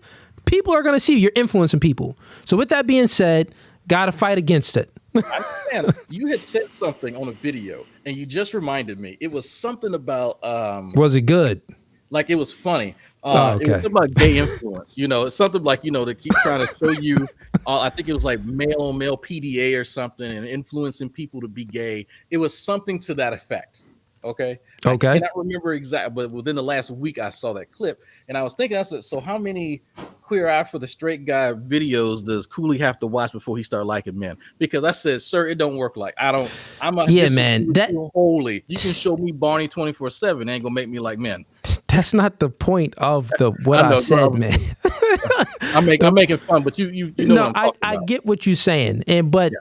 It's really when it's influencing more susceptible people. Who's susceptible? Kids are susceptible. Who's susceptible? Women are susceptible. Who's susceptible? People in vulnerable situations, right? Grown men, been through life, already established, got their head on straight. We're not as susceptible. So that's what I say. But you got to think about it, because I'm thinking for the future. Forget it. I'm not really thinking about myself. I'm thinking forward I got kids. So I'm thinking like the legacy that I'm leaving behind. I don't want them to be influenced by all of these negative influence, because I'm having kids. I'm having some more dropping babies, man. I understand. Hey, I got a vasectomy, but I respect that. You got no kids. I got one kid and one vasectomy, sir. Hey, I'm be responsible. Fair enough. Well, you're a father, man. Salute to you. Yo, Commentary King, man. I'm gonna go ahead and get to the super chats. Yo, I appreciate the tuning in, and also appreciate you for staying and reacting to some of the content and stuff like that, man. Absolutely. Blessings to you. If you ever you got your own podcast, right? I got a little channel, so I upload stuff. I do you got a little channel here and there, but yeah, I'm going to be doing more, because I am a speaker for the Black non-believer sphere, so I still do that. I do a little actually going on a cruise with my wife, and I'm going to talk about how you have discussions, religious and non-religious people, how to have better discussions.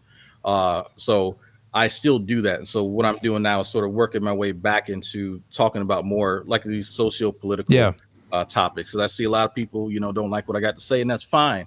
But I'm gonna say it, and we can agree, we can disagree. But I think opinion, I think when you come on, it's always a good discourse. We agree to disagree on many things, but we hear each other's perspectives.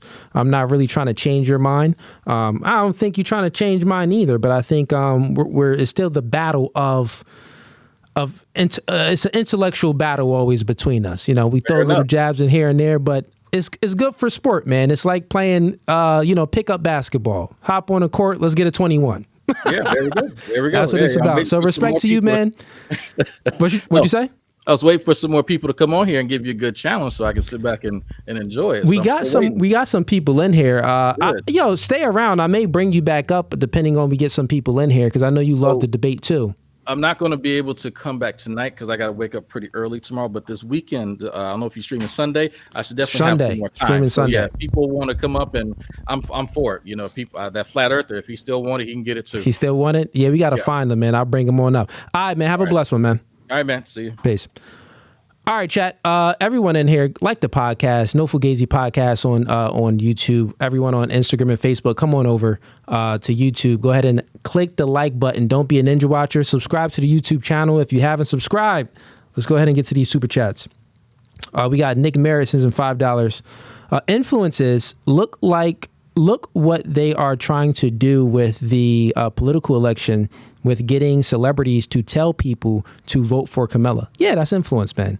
They're getting Beyonce. They're getting all types of people. And look at Trump. He's getting all types of people too, meaning that people, celebrities that people look up to, they're trying to get them on their side to say, hey, well, I'm voting for Trump. You should vote for him too. So if someone like looks up to them and they idolize Beyonce or idolize this certain celebrity, they come like, wow, like I want to be like Beyonce. She's doing this.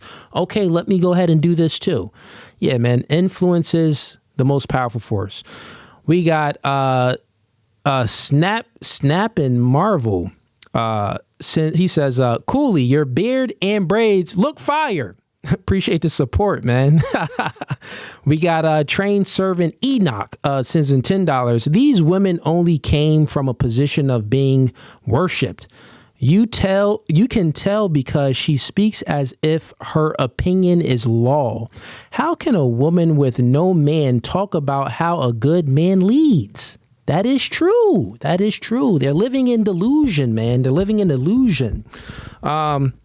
Got another podcast with them too in Philadelphia, live podcast. So we'll see how that goes. Definitely going to be shooting from the hip as always. All right, let's get some more people in here. We got Pappy. I see you. Turn on your camera, man. I'll bring you on up. Turn on your camera and I'll bring you on up. We got, let's see, why isn't the Instagram? All right, let's see if I could do it this way. Okay, we got, let's see here. Leo, I think that's how you say it, sends in $2. What do you think about Christians voting for Kamala? Good question. I mean, bro, anybody voting Democrat right now is bugging. That's what I think, because the country is being ran. The Democrats is in office now, and inflation is crazy. Y'all suffering right now. I'm not suffering. My money's good, but it's a lot of people that's suffering. So with that being said, you're suffering in an economy, and you're gonna vote these people back in. Meanwhile, in the economy that we had with Trump, were you really suffering?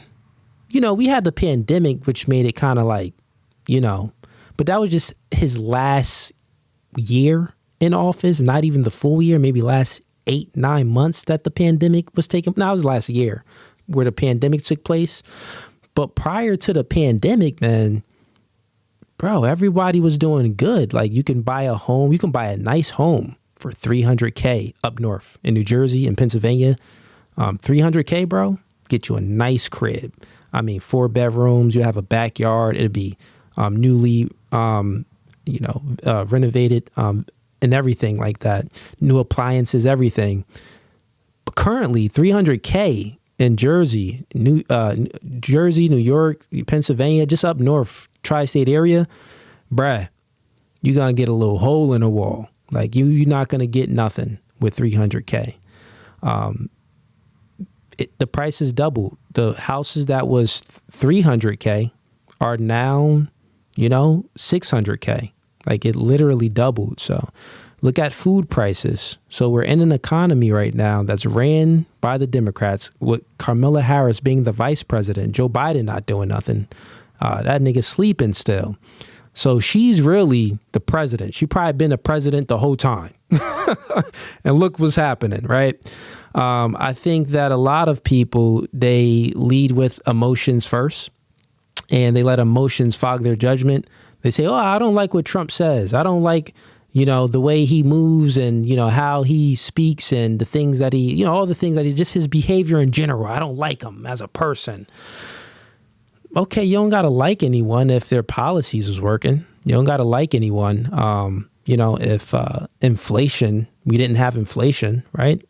You like Kamala Harris and inflation? Like, think about it. You paying more for groceries, more for houses, more for everything, but you like Kamala Harris' personality. Okay, well, that's an emotional state of mind. Forget about liking something. Think about the bigger picture, bro. So, I mean, when we're speaking about Christians that's voting for Kamala Harris, I mean, it's nonsensical. The Christians should embody some conservative values, and anything about the Democratic Party, none of it is really conservative. None of it is really in the Bible. It's, sexual liberation. It's transgenderism. It's people coming through the borders all crazy. It's all type of things that don't adhere to anything biblically. The core things. But okay, good question, man. We got Joel. And actually, anyone that wants to join the stream, go ahead and click the first link in the YouTube description. If you want to go ahead and join the live stream, click the first link in the YouTube description. Let me go ahead and close down a Facebook chat. Everyone on Facebook, come on over to YouTube right now. That's No Fugazee Podcast on Facebook. Come on over to, that's No Fugazee Podcast on YouTube. So everyone on Facebook, come on over to YouTube. Gonna close this out now. All right, let's see.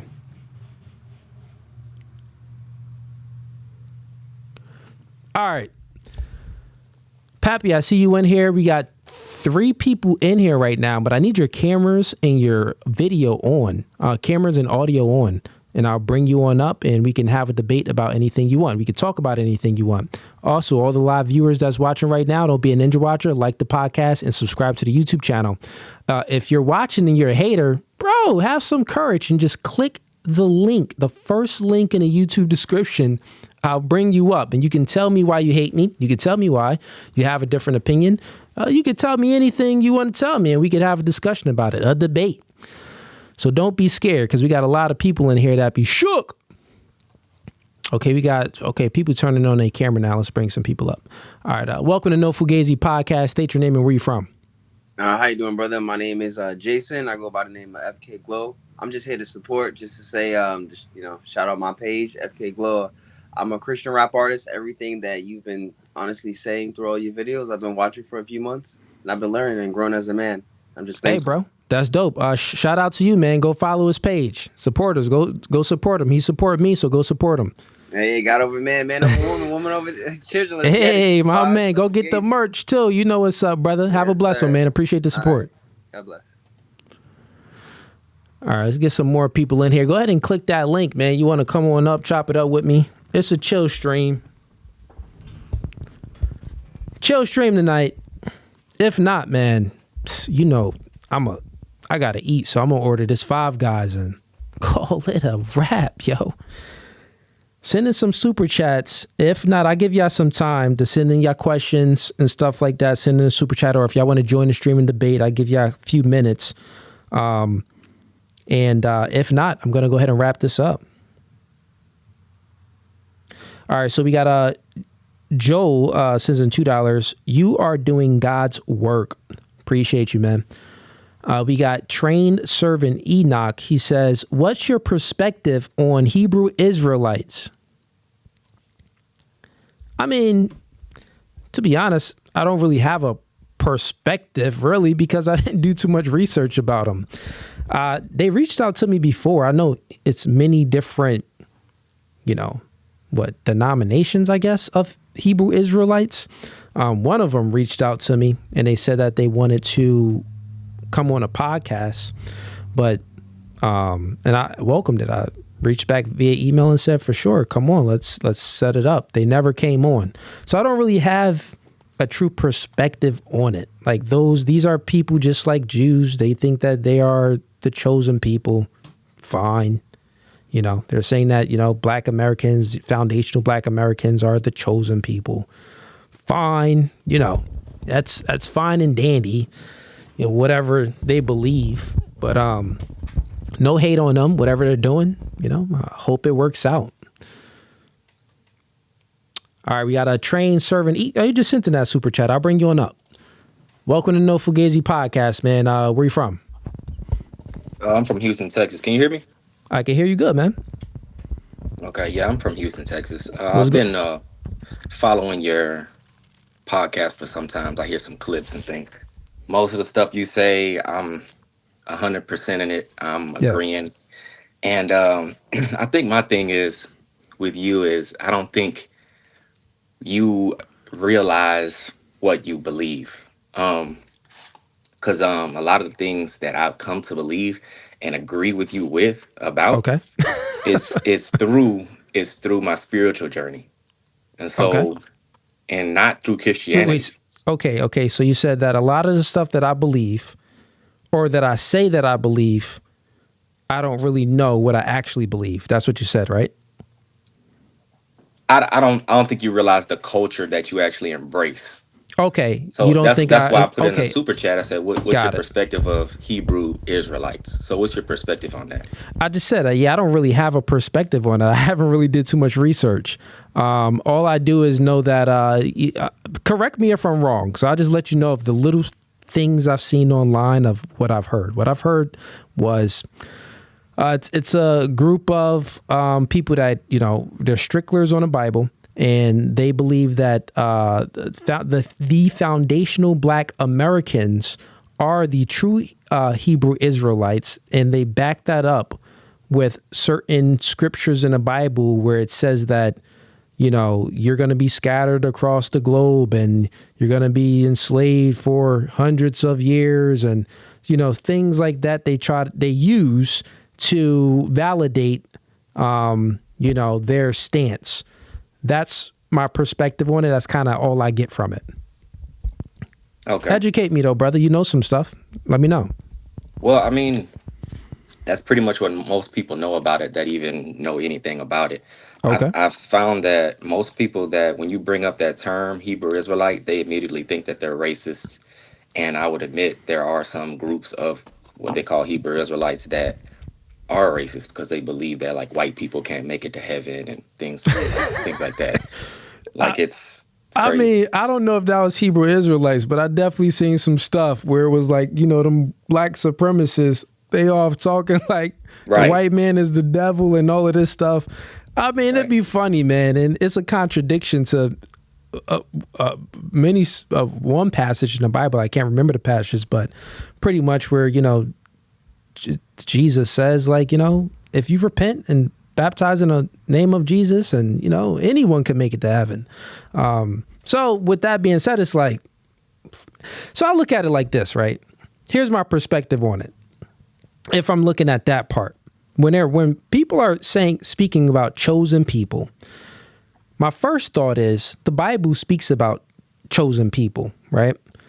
But when I think of chosen people, because I read the whole Bible, I didn't read it in a while, and I'm not no, you know, historian, biblical scholar or anything like that. I only read it like once, and then I started reading Genesis. Started that Genesis and got through Leviticus probably like a few months ago. But,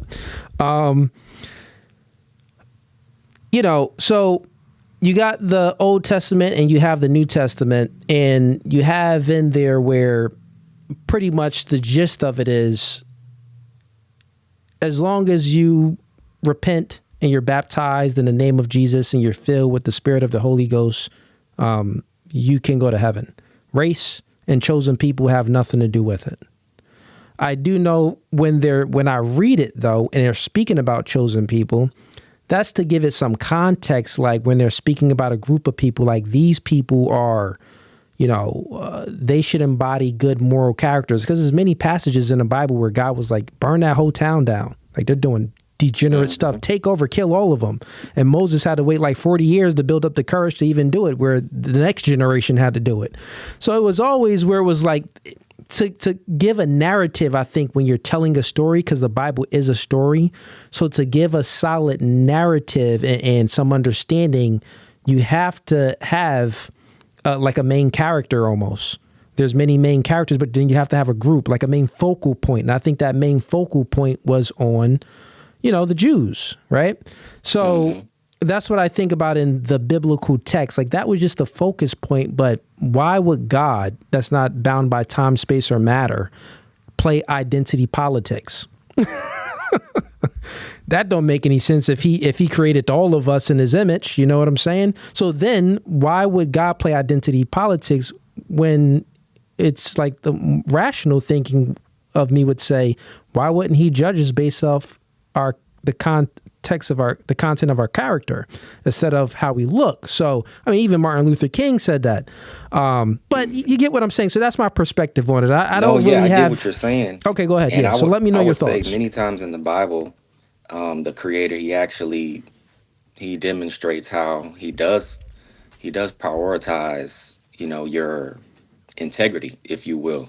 Even in those people that were the chosen people, you see times where if they would do certain things, they can actually be converted or grafted into and then become as one born in the land. That's how the book reads. They become as one born in the land. So even if we were to say, hey, which the book does say only Israel will be saved, but Israel could be anybody that actually turns away and starts to follow the ways of Israel, and you become Israel. It's called a conversion. And it's no longer like just, those ancient people, you have to be blood related. Like, no, now there's a spiritual requirement that you go through to be a part of that. I agree with that. And that's what I think, that we're more than just physical beings. I think that, I'm more than just my skin color. I'm more than just, my height and any material stuff. I have a consciousness. I have a spirit. There's more to us than just the flesh, right? So with that being said, like, well, why would God have a chosen people based off of like flesh and based off of like, ancestry? Because that's a little like, that's not thinking big. That's thinking more small. That's like making God's power small. Like, well, he can only save these chosen people. No, I mean, he can save everyone that wants to be saved. So with that being said, are you a Hebrew Israelite? So I'm careful with the terms that I use. Okay. I would say I'm an Israelite. I would say I'm a Hebrew, but I wouldn't put the two together because of what people do when you put the two together. Because I'm not one of those people that believes, white people are not making it to heaven because they're white and black people are descendants of the real Hebrew Israelites. I don't believe that. So I wouldn't say I'm a Hebrew Israelite. I would say I'm an Israelite. I say, mostly what I say is I follow the Bible, because I read the Bible and I follow that. And the concepts that come from that. I read the Bible a lot, and I'm noticing things through the context and applying them actually to my life. It's actually a couple concepts I wanted to just see what you thought about, because I feel that through the Bible, one thing that you could notice is like in relationships between men and women, right? Okay. Like, it's really, for a man, it's all about responsibility, because we can see in the Bible that they get on men for not upholding their responsibility to women. So there's many laws that even attach to, like, okay, so when you go into a woman, even if it's if it's a virgin, and you got to go make it right with that virgin's dad, and you got to be with her for the rest of your life type deal. It's all about responsibility. Yeah, and that's to this day, that is the truth, because the essence of a man and a woman has not changed. It's all about responsibility. How much can you take? Yeah, I agree. I think it's about responsibility, and I'll add in, it's about discipline, and it's also about sacrifice too. You got to make sacrifices, because we are in a fallen state. We are within sin. It used to be the sacrifice of, you have to sacrifice a lamb, right? Put it over the blood, put it over your door. You had to make a sacrifice. So Jesus came and, forgave us for our sins. So now the sacrifices are vices. Put away the degenerate behavior, the things that take us away from God. You got to put aside those things. I would say, you said that you wouldn't say that you're a Hebrew Israelite. I like to just say that I'm a man of God and a man on a journey that's discovering God every day. Because, bro, we don't really know God. So someone that says that truthfully, that they are a man of God, bro, you don't know God. And to know God, I mean, you would have to be. Adam didn't really even know God, and he was the first nigga on the planet. He was the one that was talking to God. You know what I'm saying? You ain't really know God. Like you know what I mean? You maybe got some direction and stuff and Moses as well, but did you really know him? No, like think about it. Do you really know your partner?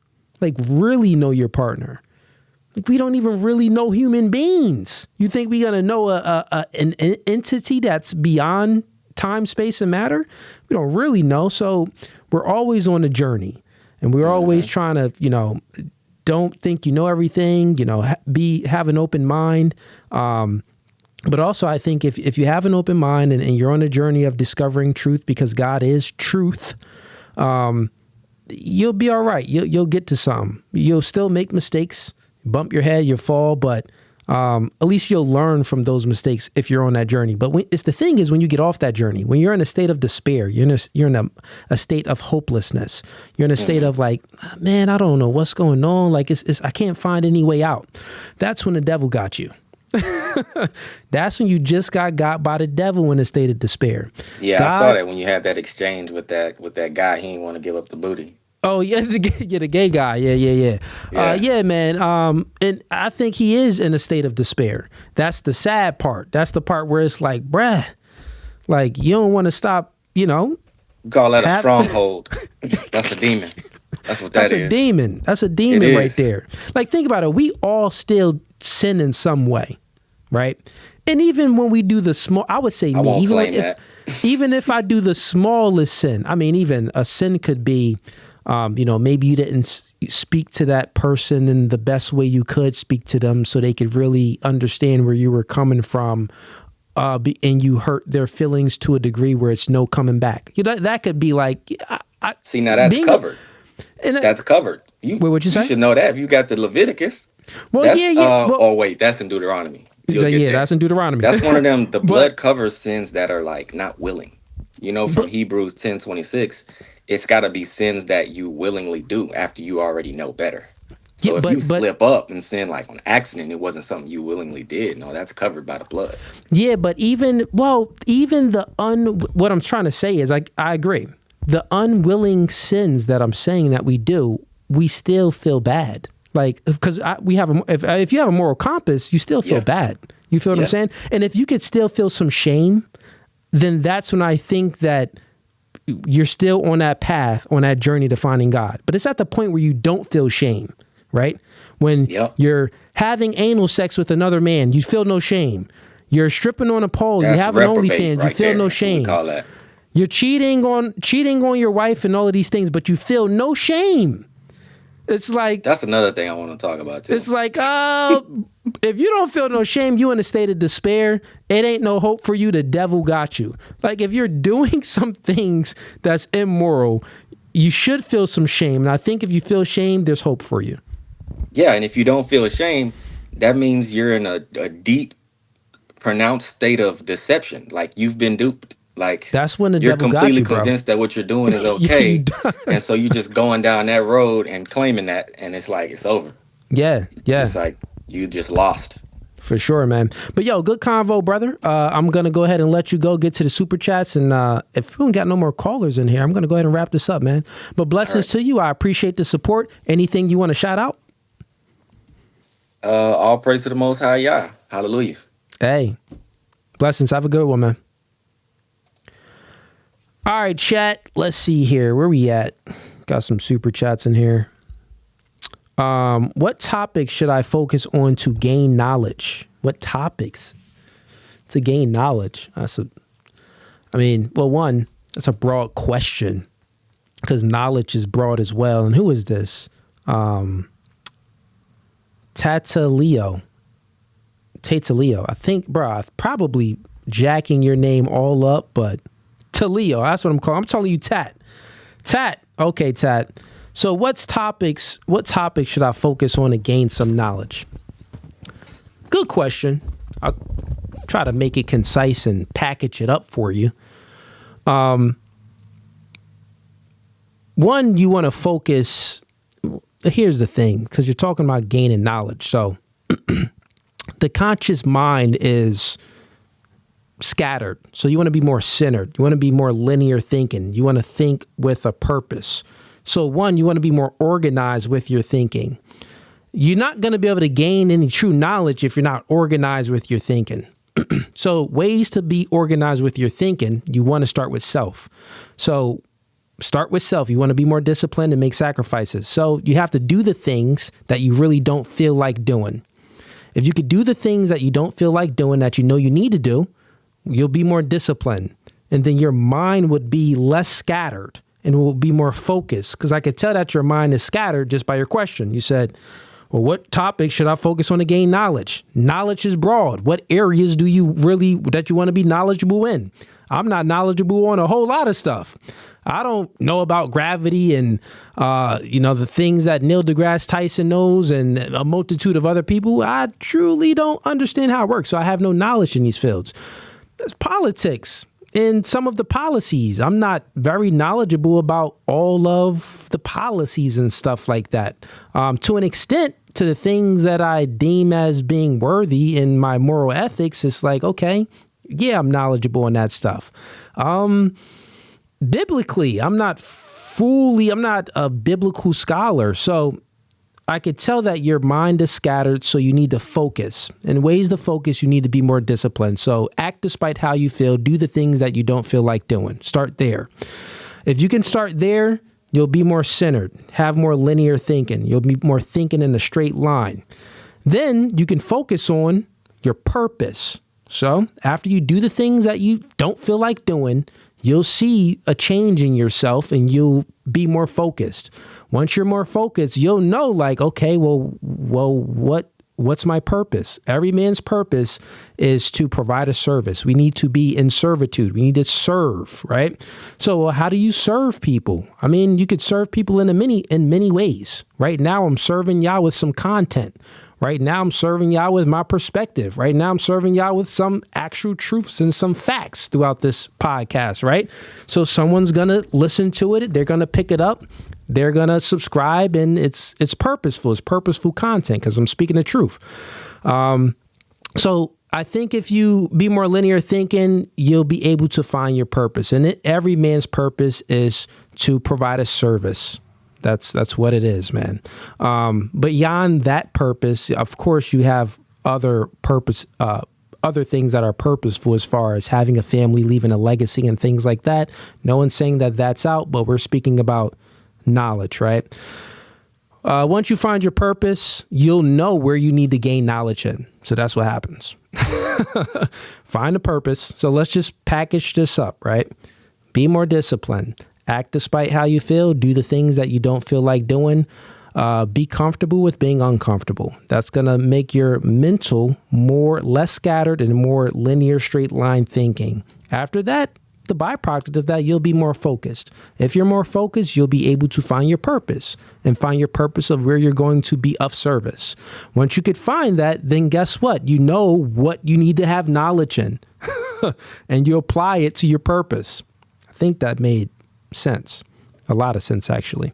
Okay, we got, let's bring up someone else here. You're back. Welcome to No Fugazee Podcast. State your name. Where you from? This is Alchemizing Energy, a.k.a. DJ Genesis, Detroit. What's up? How you doing? I'm doing pretty good. What's up? Talk to me. We had a debate last week. How'd you like it? Well, I was like, bro, I didn't get all grapey. I was like, Oh yeah, the convo got a little bit harsh. Play it on YouTube. That's Right. Yeah, I know. I had to take the whole thing down, have my editor edit it, and edit out all the parts we were saying stuff. No, you were saying stuff. I mean, I was kind of, that was me. That's on me. That's my fault. Bro. Look, that's what happens when you do a 4-hour stream and then you came on. You was like one of the last people that came on. Right. But anyways, what's up? You here to debate or speak about a topic? Yeah, I want to talk about something. Okay, so let's get it. Last conversation, I told you I was a software engineer, so I'm very in tune with technology. I don't know why my thing is so dark. I don't know what. Let me see if I can lighten it up a little bit. There we go. Okay. There we go. All right. So I want to talk about. Hold on. Now it's to the wrong side. Okay. I want to talk about AI. Okay. I've been talking about everything else, even down to the election, right? How much do you feel that AI? Because we've been like talking about all the regular like subject matters when it comes down to who gets elected. How much do you feel that AI and how the person that gets elected, right, how they feel about AI is going to affect? Because I don't think that no one's giving a crap about AI, and in the next like 5 to 6 years, AI is going to take over, and no one's really addressing that. So I'm like, what do you think about AI? Do you think that it's like a good thing, or do you think it's a bad thing? I mean, artificial intelligence, that's what we're speaking about. So with that being said, it's man-made. As long as we can control it, then it's like, okay, well, who hands is controlling it? That's maybe what we got to worry about. As far as it getting to the point where we can't control it, where it's a conscious being and it's doing things on its own and it has some type of purpose and compass on its own, then that gets into like, the Terminator and the Matrix movie. I don't think we're there at all. I don't think we're there. Think about it. If we look at the Jetsons and all the old cartoon movies, 2024 was supposed to be flying cars. We ain't got that. We got Instagram. we got the AI algorithm on Instagram. So I don't think we're on the break of AI taking over human consciousness and being more powerful and outdoing humans. No, the human mind is still much more powerful than AI. That's what I would say. Of course, AI is good because it remembers things and it has all of this data and it can, move very quickly and process things much faster than humans, just like a calculator can, for sure. Got it. But as far as it being a conscious being, here's the thing, we know things like our peripheral vision. Like, think about when something comes, we can just be like, boom, oh, you seen it. Think about hearing the small, subtle things and how we know it's, oh, well, that's the wind blowing. And we feel the wind on our face, and we're just too complex. AI isn't as complex as human beings currently. It isn't. It is a complex technology, but it isn't to the extent that human beings is complex. God created human beings. We're complex. We don't even think about this. We don't even know how our own biology works. We can't really cure all of these diseases. We can't really we can't do a whole lot of things from a biological standpoint or even know about the biological cellular structure and how viruses, to eliminate viruses, all of these things, even with vaccines and all of this, we haven't really got it down to the T, right? With that being said, we creating things ourselves. So we're only creating things based off what we got things down to the T with. So this is why AI isn't as intelligent as a human being until a scientist really figures out human beings and really can make life from nothing, right? And knows all the little pieces of the puzzle as far as the biological structure is, then that's when that same scientist or other scientists can take information and then really build an AI replica of a human being to really compete. Right now, the only thing that AI is going to outcompete with is speed, proficiency. It's especially with art is a huge thing now. Art and music, I mean, Drake got fake songs that's AI. God dang. You know what I mean? So there's some things that they can definitely outcompete one human mind or even a few human minds, but together, nah, man, we good. What's your thoughts on what I said? You don't think that the AI is a threat? I don't think that it's a threat right now. No, because it's next like 6 months or like 3 years from now. I mean, I would say it all depends. Like, where did we get? Like, we still don't even have flying cars. Elon Musk, he has a device. I forgot what it's called, but it's a chip you put in the mind, and Neuralink. That's the one where it's for paralegiance. The one guy that actually got the Neuralink is able to like outdo people with all the things he's doing, and he's only had it in his brain for like, I guess, like less than like 6 months or something like that. So yeah, and, have you heard of the singularity where they really plan on trying to merge technology with people and human beings and things like that?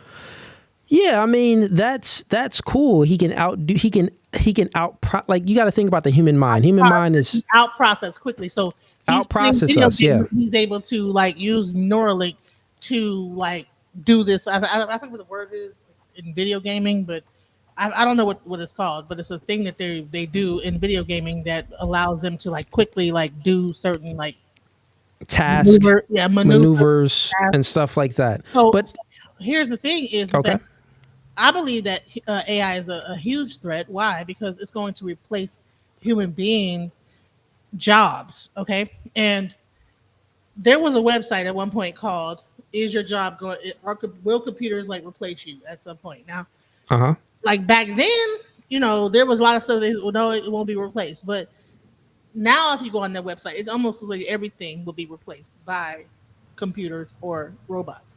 Now, when you actually look at the aspect of like robots and like face recognition and things like that, you have like this system of like AI that's actually programmed by the programmer. Who's the programmer, right?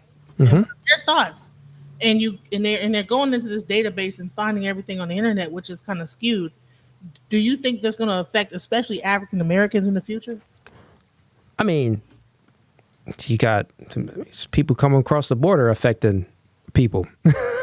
So there's always cause and effect to stuff. I would grant that argument, and I would say that for sure AI would affect jobs. AI has already been affecting jobs, right? That's going to happen, but I was speaking about in the sense of like actually fully taking over. AI affecting jobs is a huge thing, though. You got to think about it. Like, so if I'm just going to think science fictionally, right? I'll give you my thoughts on maybe. Go ahead, because I got my door is ringing. So go ahead and talk and I'll come. Okay, get Shaquisha. Bring her on camera too. I ain't no Shaquisha, my daughter. Oh, it's your daughter? Oh, my bad. I thought you had a friend coming over. You said the door was ringing. It's late night. No, my door. I'm getting. Oh, you in Detroit? It's a different time zone, right? It is. What time is it? I'm in Dallas. So 9 o'clock. Oh, okay. Okay, you go ahead and get the door. I'll speak when you come back. I'll get to the super chats. Okay. Spin City HQ. I see you in here, man. I'll bring you up next. Having an AI convo. Okay, I guess I'll indulge in the AI convo a little bit more. This is a topic that I'm not real knowledgeable in, but we'll see what's up. Let's see. Be able to debate like, okay, so Tata T Joe. Tata T Joe. What? Tay T Joe? Tata T Joe. Tata Ty Joe. Bro, okay. I'm just call you Tata, man, because your name is where. No, not Tata, because you could be a guy. I don't know. I'm calling you Tat. Put it like that. Tat. Sends in $2. Okay, so he's saying that he wants to be able to debate like you do with others. Okay, if you're speaking about debating, click the link in the YouTube. Click the link in the YouTube description. It's going to be the third link. Sign up for one-on-one coaching. I'll give you some tips. I'll coach you on debating. We could do a few coaching sessions on debating, and I mean, you should be much better than where you are now. First, I'll sense where you're at with debating. There's a few things that you do have to understand and grasp, which is the laws of logic, and also a multitude of other things. But yeah, man, click that link. I'll help you out. Oh, he said that was his nickname, Tata Tidja. Okay, man, whatever. We got Left Hand Up, sends him $5. Pregnancy is 100% woman's fault. True or false, and why? Please educate the masses. Okay, got you, man. So Left Hand Up, pregnancy is 100% a woman's fault. Well, pregnancy in today's time is 100% a woman's fault. Just because women have rights over their body and over the baby, you said birth, you said pregnancy, not birth. So we're not speaking about birth. But yes, let's speak about from the root. So women grant access to sex. If the man doesn't apply, that's called rape. He gets arrested. So let's exclude that. In order for the man to apply to have sex, the woman has to grant access to sex, and that's how it happens. So therefore, if she has unprotected sex with that man, it's a probability for her to get pregnant. We also have contraceptives. She can be on birth control. She can take Plan B, or the guy can use a condom. Not only that, if the man doesn't use a condom, did y'all forget back in, middle school, I think, when we had sex ed class, there's woman condoms too. So even if your man doesn't have a condom, you can use a woman condom. So yeah, it's 100%. If the chick gets pregnant in today's time, it's 100% her fault. Because she has so many Plan Bs, so many other things she could do. Let's see what the comments said. Okay, yeah, I see what they're saying. Other than grape and incest, yes. 1 second here, I'll get to you. Let me just finish up these super chats. We got Nick Merritt sends him $5. They have already come up with an AI church. It's only a matter of time before it's religion. Look it up. I mean, I wouldn't be surprised that they didn't come up with, that they haven't already came up with an AI church. That sounds believable. So I feel you, man. The Church of Beyonce. See, what makes you think they're not going to do an AI? You said they got a what? A Beyonce church. They got a Beyonce church. Mm-hmm. Like Beyonce has her own church? Yeah, like almost like worshipers of her. Yeah. Wait, worshipers of Beyonce? Yeah. Like she's God? Mm-hmm. Is it men in there? I don't know who's in. It ain't men. It's just simps. Well, ain't no men. Ain't no. They could be a male, but ain't no men in there. Right. It's probably males. But. Yeah. So what's up? We got Jada Bell. I see you coming in here. And then Spin City. I see you in here. I'm gonna bring you up next. I'm gonna have a brief convo with what you say your name was again? Alchemizing Energy, aka DJ Genesis Detroit. Oh, I know. I see it all right there. I gotta say all of that. God dang, you don't got a nickname? Well, Alchemizing Energy is my YouTube channel, so I'm like. What they call you? Kiki, do you love me? Are you right? What they call you? DJ Genesis? Okay, DJ. I call you DJ Genesis. I call you Genesis. Okay. So I'm going to chop it up with Genesis. Everyone, I'm showing some people here that want to join. Spin City HQ, I'm going to bring you up next. Jada Bell, I'll bring you up as well. So we got another woman in here. Don't go anywhere, Jada Bell. Make sure your camera is on as well and your audio is good, Jada. And I'll bring you up. When you put your camera on, you're not going to be in. So you can go ahead and put your camera on now, Jada, so I see that you're ready to go. Okay, cool. Let's go with the AI conversation. What were you speaking about?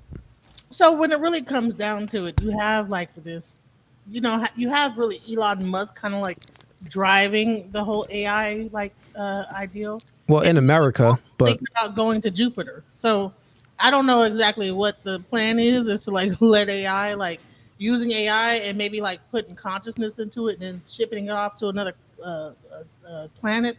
But it's some deep stuff going on. But I think that we need to like look into it. I don't know what's going on with it. So. Yeah, I feel you. When it comes to consciousness and putting consciousness in AI, like we don't even understand consciousness ourselves yet. We don't understand it, right? So with that being said, how would they be able to understand how to put consciousness into AI? They can say that it's consciousness, but is it truly consciousness if they can't understand it? Why do you think that we don't understand consciousness right now? like, I mean, we understand it to an extent. Like, we know that, okay, for example, if you, what is it called? You get surgery and you have to be put under through anesthesia, you're unconscious through that time frame, right? So we know that, well, we can make someone wait, what? Go ahead. Yeah, just gonna say something? You might be, have you ever had surgery before? I did. So were you 100% unconscious? Because I know when I had surgery, I was probably to this world unconsciousness, but to whatever the heck was going on. Listen, I'm a big man. They gave me the big dose. Maybe you was in that dark place where you just like floating in space. Because I know I had a whole like hallucination of being in another place, in an office building, living my life, going to that's like dreams or whatever. But so I'll explain consciousness in the best of my ability. These are all new topics that I haven't really spoke out loud about, but fair enough. I guess we'll get into it. What is consciousness though? Because consciousness. Well, I'll explain to you what I've heard other scientists say, and I'll give my own perspective on it from what I tend to understand and my experiences with consciousness. Okay, so we know that. What we do know, right, through, the advent of medical technology, we can make someone unconscious. We know that people that are in a coma, they are unconscious. So meaning that we can identify consciousness and unconsciousness. We can only identify it currently. So we can identify it, and then we can also put a human being under the state of unconsciousness. So that's what we can do. We can identify it, and then we can place a human being in the state of unconsciousness through anesthesia. Other than that, the only other thing is we can observe what the things that we observe when we're unconscious and when we're conscious is that, well, we know a conscious being is a being that's aware of self and aware of surroundings. And we also know that and when you're put through anesthesia, you're not even aware of self and surroundings, but you're aware of time. That's the big thing. Like when you're conscious, you are aware of time. When you're unconscious, you're not aware of time. I know when I had surgery. Hold on. So you're saying that if you that time. So time is being aware of self and time is what is it? Is not a substance, is an ingredient to consciousness. But it is. Consciousness itself is without time. But I'm talking about being aware of it, though, right? So think about, have you ever had surgery? So you said that you did have surgery, and you said that. Got it. So were you aware of time? You wasn't aware of time, meaning that the operation took like 2 hours, but it felt like it was like 5 minutes, or the operation took 2 hours and it felt like it was 2 weeks. I would say.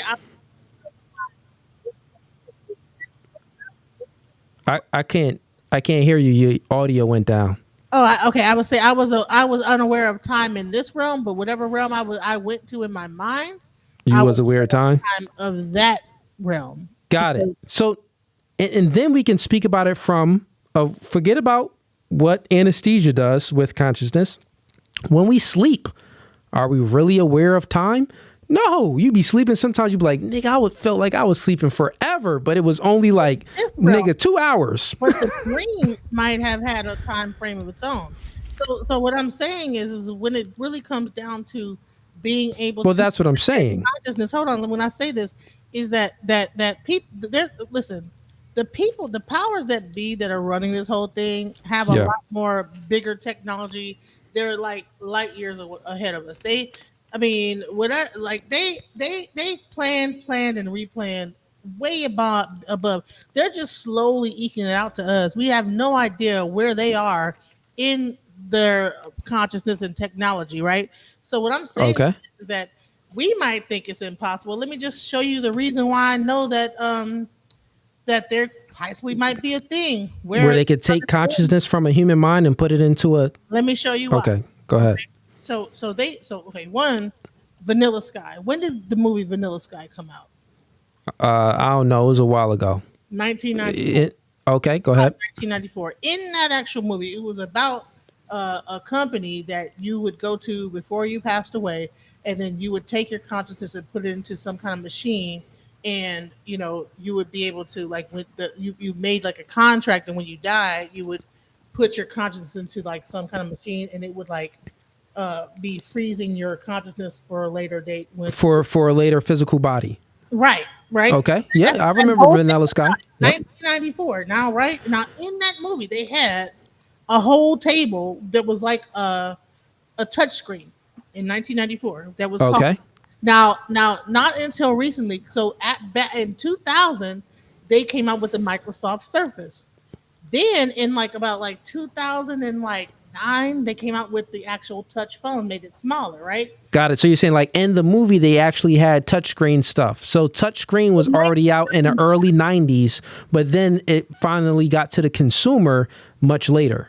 That's what you're saying. Right. So they showed I get that, for sure. They already have in movies like years before it actually happens. Right? Because yeah, for sure. Even our military is way more like the military has technology that we can't even think about, and we can't even fathom. But who knows if it will be available to the consumer? So I get that point. AI, you had Bina 46, and then you had this other robot talk to each other. And at some point, and I might got the robots mixed up because there's so much going. They began to talk to each other and start to talk, and then eventually they began to create their own language and start to talk to each other, and had to unplug them suckers because they didn't know what the heck they were talking about. So your point, like within a 10-minute span of each other, they talked about this, talked about that, and then they just started to communicate in their own language, and that was like quick, boom. Okay, and I get what you're saying now. So your point is like, well, you can't really say that because they hide technology from us, meaning that they're already doing things that we have no idea of. I agree with that. And then it was it got revealed when they did that presentation showing it.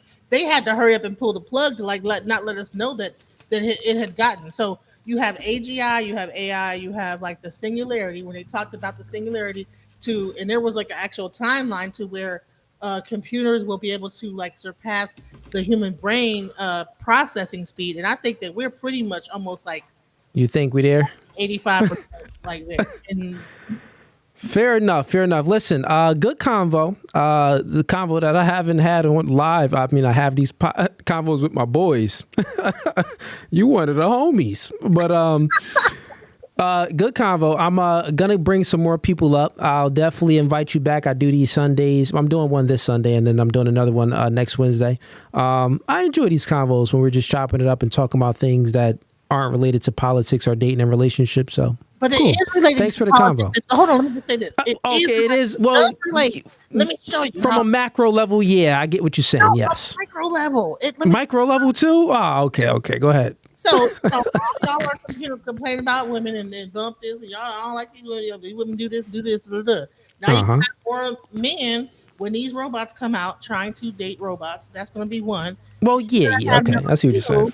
You're going to have, like, even with politics and things like that, these robots and everything going to control. So pretty government and stuff like that. Yeah. And if we're pushing it out, I see what you're saying. If we're pushing it out that far. Your podcast and how you be like, I mean, you don't even realize you're feeding into the narrative that someday you're actually feeding into a narrative of, what is it called? The transhumanism. You don't even realize that you yourself are feeding into a transhumanism. Transhumanism. Explain that again. I didn't catch that. How am I feeding into transhumanism? I know what transhumanism is, but explain it. It's because, like, as humans, like, when we begin to like just like kind of start to like separate from ourselves, right? And we begin. I know what transhumanism is, but explain how the conversations about dating and relationships and the things that I speak about is actually going into transhumanism. That's what you stated, right? Well, if we just start to have disdain for each other and stop procreating, and we say, okay, well, I'd rather just sit on my computer and just talk to this robot. Well, no, that's what I'm against. Well, if you're against it, then what are we against? Okay. Yeah, so I'm against transhumanism. I'm for, nuclear family, men and women having, great relationships. We are better together than we are apart. I understand what you're talking about. And yeah, that is a transhumanism agenda when it comes to AI, where it's already I would say, I would grant you this. Instagram itself and these dating apps and everything is already the start of some transhumanism type of stuff, and even pornography and stuff like that. Just because men can get the same dopamine, they could get a dopamine hit from watching some porn, and women get that same dopamine hit from that men watch porn from getting likes on Instagram. So we're all looking for instant gratification via some type of technology source. So I do get that. All they gonna need is to be able to plug one of them pocket coochies up to like the dang on computer and then have their little buddy on the computer well, yeah, and plug that up and be getting it in. My thing is that like if we keep talking like in like a way that we are like separate and like, oh well, you need to be like this. I don't like it. Well, this conversation where everybody's like, "You're a simp," and don't you believe that is kind of gonna feed? Like, okay, no, it doesn't cause a divide. Actually, do you agree with Myron Gaines? Wait, what about Myron Gaines? Do you agree with him? Like how his on what? Like all these bad talking points about women and women suck and da da da. Because I'm like, okay, tell me a bad talking point Myron Gaines said. Just give me one of them. If you have a clip, I could pull it up. We'll see if it's bad. I should have prepared for this conversation the way you know what? It's okay. I could give you a moment.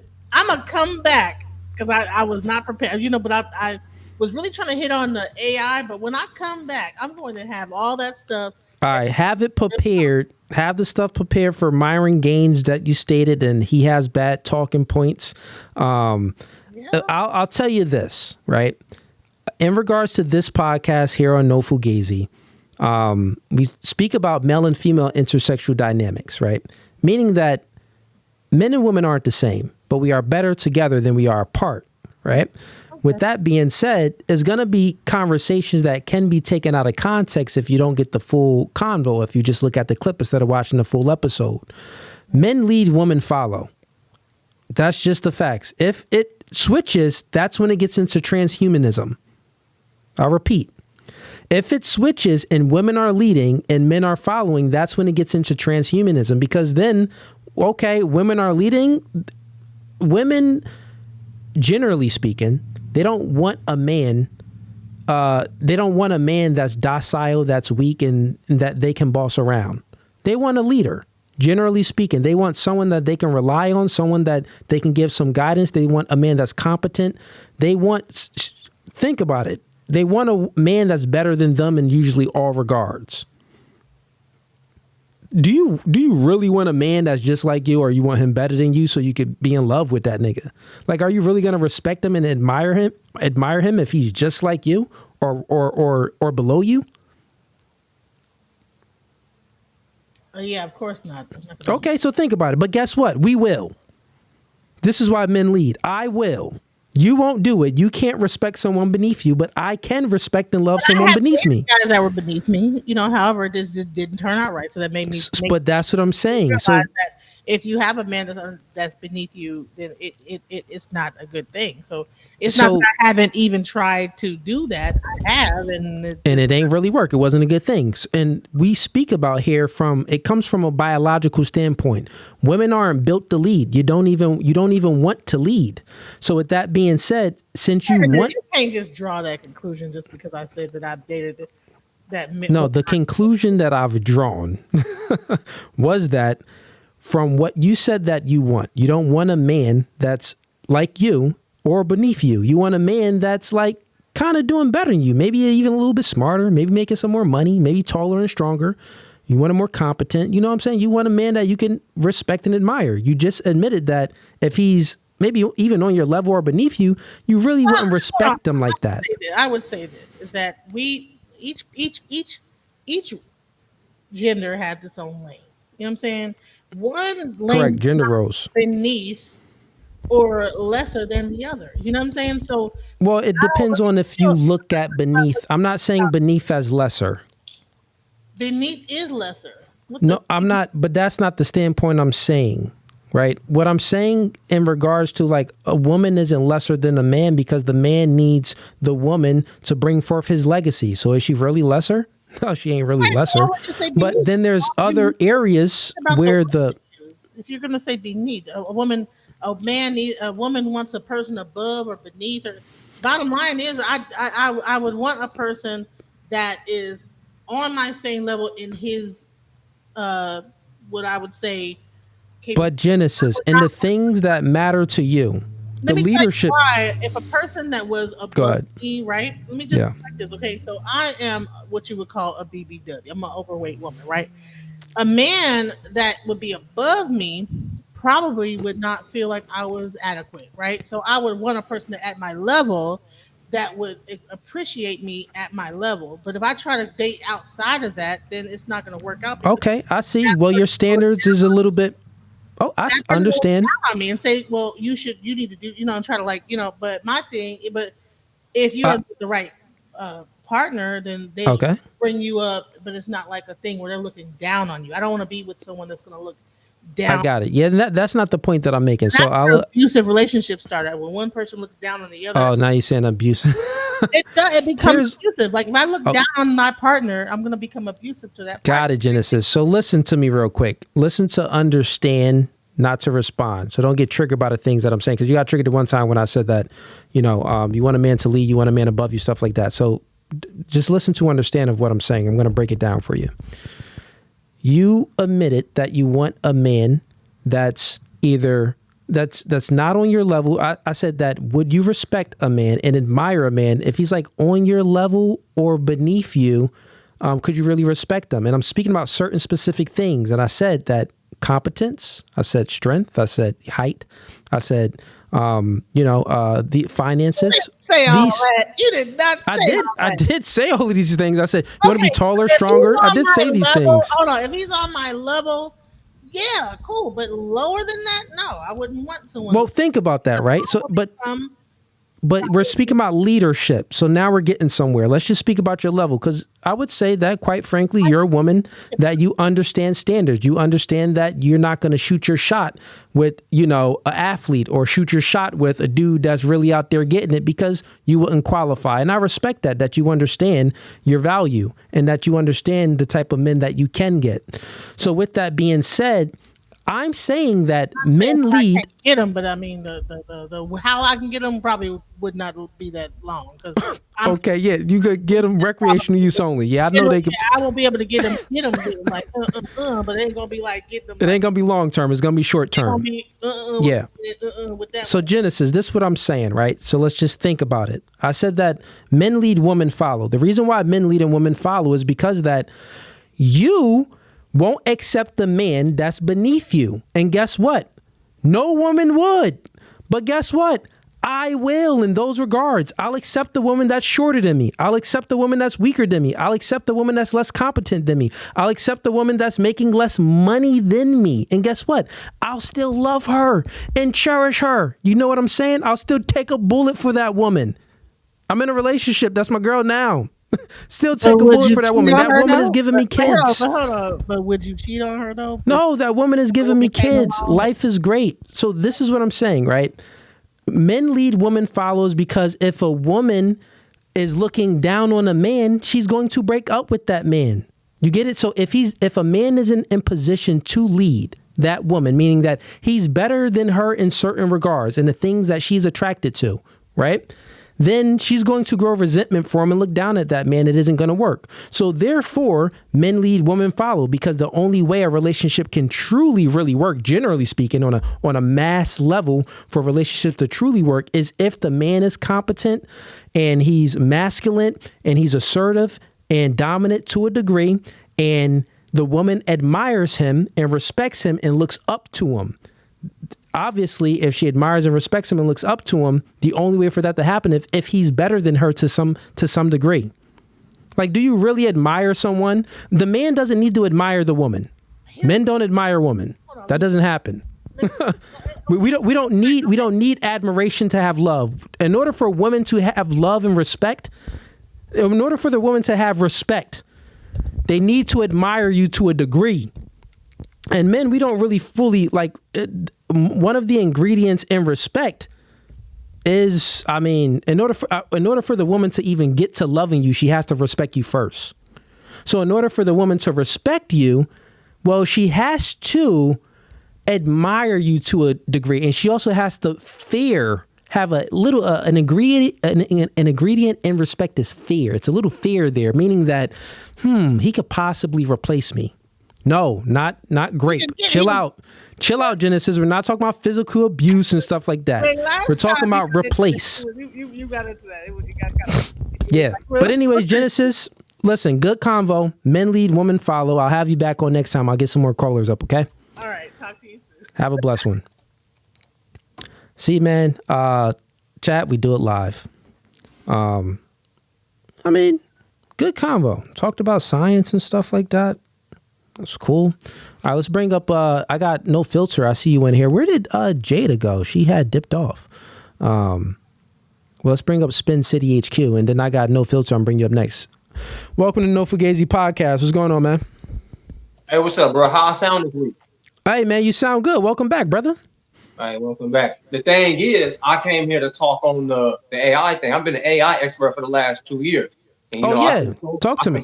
On all the artificial intelligence. I work for a company that's in, artificial intelligence, et cetera. I'm not going to mention them right now, but, Genesis came here and probably wanted some game on artificial intelligence. And you should have put it, you should have, you should have write that in the chat. Anytime, like, we got people in a waiting room, because I could bring 3 people up at a time. I did. I put it in there twice. I said I'm an expert at AI. Yeah, I don't read the regular chat. I only read the super chats, but I'm talking about the private chat and Restream. You see the little sidebar for the private chat? I'm just telling you, for the next time you in and you hear a conversation and you want to come up and join the convo when I have someone else on, I could just add you right in. But go ahead, man. What's your thoughts on AI? Okay, well, so AI is simply a tool. And I mean, you were right. I ain't gonna lie, but you had said, oh, this is not something I'm that much versed with. Man, shit, you gassed it. It's only a technology for speed, right? And she spoke on what does it mean for like Black people, et cetera, et cetera.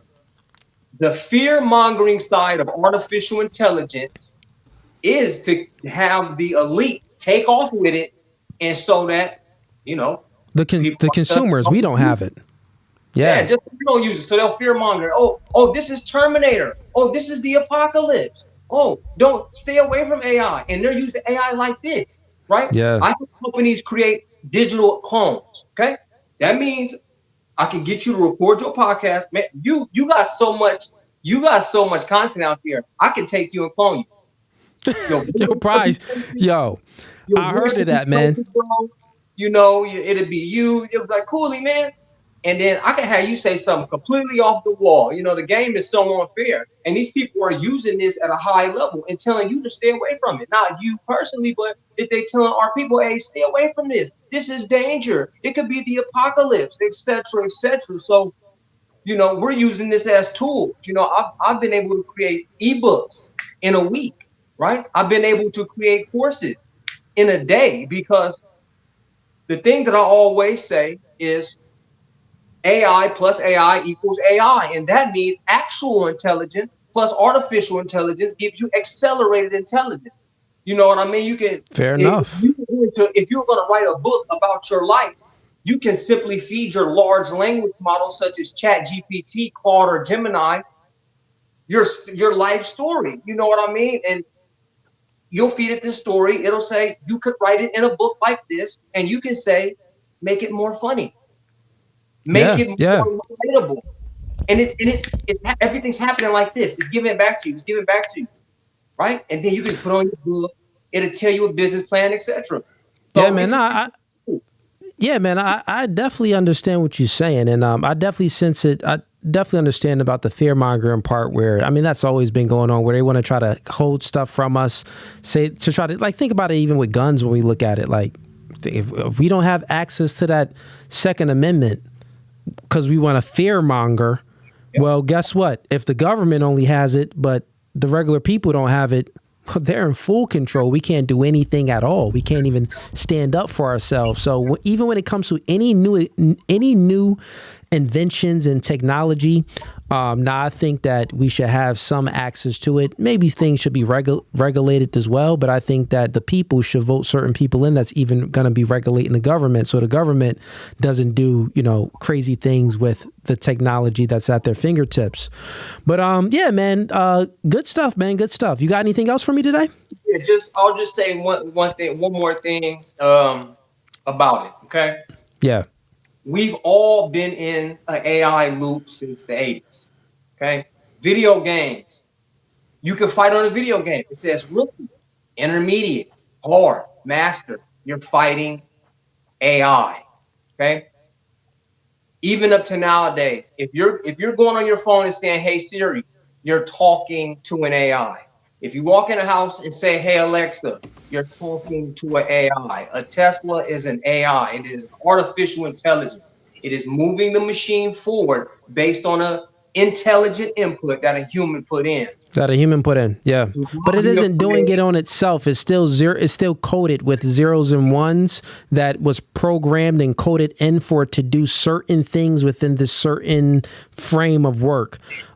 We were speaking about the consciousness, meaning that, well, it's creating its own code and it's thinking fully on its own. Though. You don't understand. You don't even understand our own oceans, our own brain. You were right, though. Facts. Hey, man, yo, I didn't even know you was a AI brother, man. Brother got the Vegeta Majin Buu tat. I respect it from last time, man. Hey, you watching the new Dragon Ball series called what is it called? What'd you say? I don't catch up with none of them no more, bro. You don't catch up with none of them no more? I had it for a long time. Fair enough. Films no more though. Yeah, I forgot what the new AI, brother. You make your own cartoon, your own comic. Yo, hit me up on Instagram, man, because I'm working with a team and we putting together some courses. So maybe I may have some work for you, man. Hit me up via IG on at No Fugazee Podcast. Hit me up immediately, so because I get DMs all the time.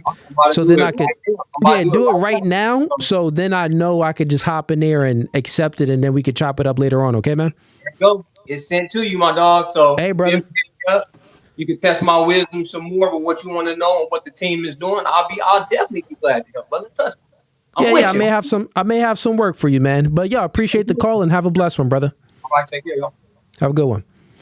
See, callers, that's how it happens, man. You get someone in there, they express their talents and their knowledge, and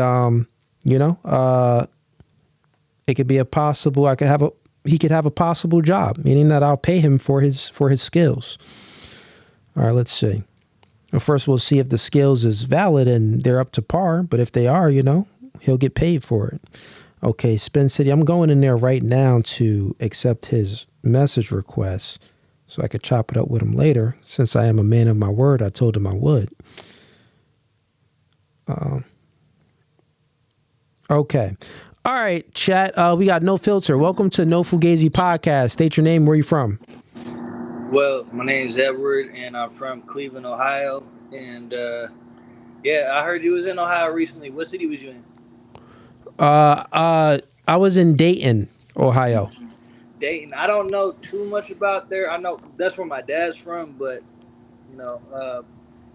I watched that little clip that they put out online and stuff, and it was obviously spliced up and everything, man. But they did you dirty, and you got all these like angry feminists and simps in the comments and stuff. I'm like, yeah, man, that's regular stuff. When you go on these podcasts that pander to women, and a woman's way of thinking, and they just pander to the woman. They're always going to take what you say out of context, and but we seen here, I played the full clip. Yeah. She spoke on things that I didn't speak about. I spoke about tear. She spoke about values. If you watch the full episode, all the things and values that she said, we've already, because we're speaking about something specific, we already granted it in the person. So when I'm speaking about values, when I'm speaking about tear, the values is already in the tear, right? Then she's speaking about the effects. I'm speaking about the cause. I'm speaking about, finances. I'm speaking about the things that the qualifiers, the things that a man has to have in order for the woman to even in order for the man to even have a chance with the woman. So meaning that women have standards. They have height preference, they have race preference, they have income preference. If you're 5'2", if her preference is black but you're white, and if you don't make, and if her income that she wants is $200K but you only make 50, he could have all of those characteristic traits that she said, but she would still deny him. So that's a form of manipulation because she spoke about effects and she didn't get to the root. I spoke about the root, but not only that, she obfuscated off of the main topic. So that's what happens, man. Listen, man, that's what happens on my regular day-to-day podcast, what women do. And it's even girls that's on my podcast that they may have their own podcast. They'll clip up some stuff that they said, just like that a woman saying like, well, you're not this and you're not that. And how are you not this? They'll put it up on their page and it'll get mad views. But this one just happened to be on a platform that got, that already has 2 million views, 2 million followers. Yeah, exactly. And the things that she was talking about, I'm not denying that she probably wants those things in a guy and everything. But at the end of the day, she won't even have the care to find out those things in a guy until if you don't meet the things that I stated. Yeah, exactly. So it was like that was irrelevant for her to say that and everything. Like, yeah, I'm pretty sure you want a virtuous guy, that has a good heart, She's obviously a religious person, is a man of God and all that and stuff. Nah, she ain't, bro. She is single mom. And words, she was talking that God stuff and everything. And stuff. Nah, man, ain't none of. Listen, man, ain't none of that, bro. Yeah. When you over your 30s, she even may be 40. Who knows? But when you that old and you ain't got no man, you don't got no man that's giving you commitment, and you out here just talking online like that ain't. You can have nothing. Yeah, I get what you're saying. Yeah, it's crazy, but dude before was talking about AI and everything. I work as a brewer right now, but I actually started a course on AI, trying to become a prompt editor. I figured out like if you're good with the English language, you can learn how to manipulate that system very well and everything. Because I'm trying to go remote and everything, which brings me to my question that I got for you. Yeah. So, what is it? What is your thoughts on the Passport Bros movement? And another thing, I know that you were able to find, a good woman, here in America and everything and stuff. You got yourself locked down and everything, but especially when you're dealing with the future generations and stuff, it's looking bleak out here. So, what's your thoughts on the movement and everything? I mean, people can go ahead and do. I'm really not too knowledgeable on it, man. I don't really know about Passport Bros and Purple Pill and all of these different pills and these different ideologies and things that people do or believe. From my understanding, it's people that they travel outside the country and they talk to chicks, and they get in a relationship with chicks. People been doing that. People been doing it. It's an even TV show on it. It's called 90 Day Fiance. 90 Day Fiance. Like it's a whole TV show on it where they pick the most awkward couples though, man. It's so crazy watching that damn show. But they do. I mean, here's my experience with that whole thing. Now, up until I was like 28 years old, like I've been dating American chicks my whole life. You know what I'm saying? Like the nonsense that you get with them, I didn't really think too much of it because it was just normal to me. And then one time, I decided to take a trip to Jamaica, right? And when I was going out there, I always wanted to go just because I love the culture, I love the music. My man fell in love with a Jamaican. You fell in love with a Jamaican girl. Well, it wasn't really a love thing. It was just more of a thing like, let me see, because Passport Bros wasn't even a topic at this time. So I was just thinking like, while I'm out there, shit, I got to get me a shorty out there and everything. So, get on a dating site, fish through a few chicks, have a few conversations. I find the one I like. And boy, the experience was way, way different. It was way, way different. To the point where I came back here and I just started slowly looking at the women here in disgust. I can't help to say it, bro. Yeah, I mean, so I get what you're saying, man. Of course, women in other countries, influence creates thinking creates behavior. So women in other countries, they have a different culture. They have a different set of values. And then not only that, it's a different, social economic, status that they'll have, and they have less access to some of the things that we have. So with that being said, it can ground a woman. Yeah. The woman can be more grounded. She can be more base. She can be more traditional, and not as indoctrinated and programmed. Yeah. In America's culture. But if you take that woman, like a lot of men do, they take those women from other countries, they bring them to America, and it's over. It's over. At the end of the day, man, I say this. Yeah. Work on self. Try to be the best version of yourself. You'll get more options. If you get more options, you could date anywhere, right? And you'll have and if you be realistic with your standards and where you stand in the dating market, you're not going to shoot for the stars. You're not going to try to go for that IG model when you not really that guy. You know what I'm saying? That's never really been my thing anyway. Well, not your thing. I'm speaking in general though. Like so all men can see exactly like in regards to passport bros and how men are moving in the dating market to avoid certain females. I mean, you can avoid certain females right here in America if you just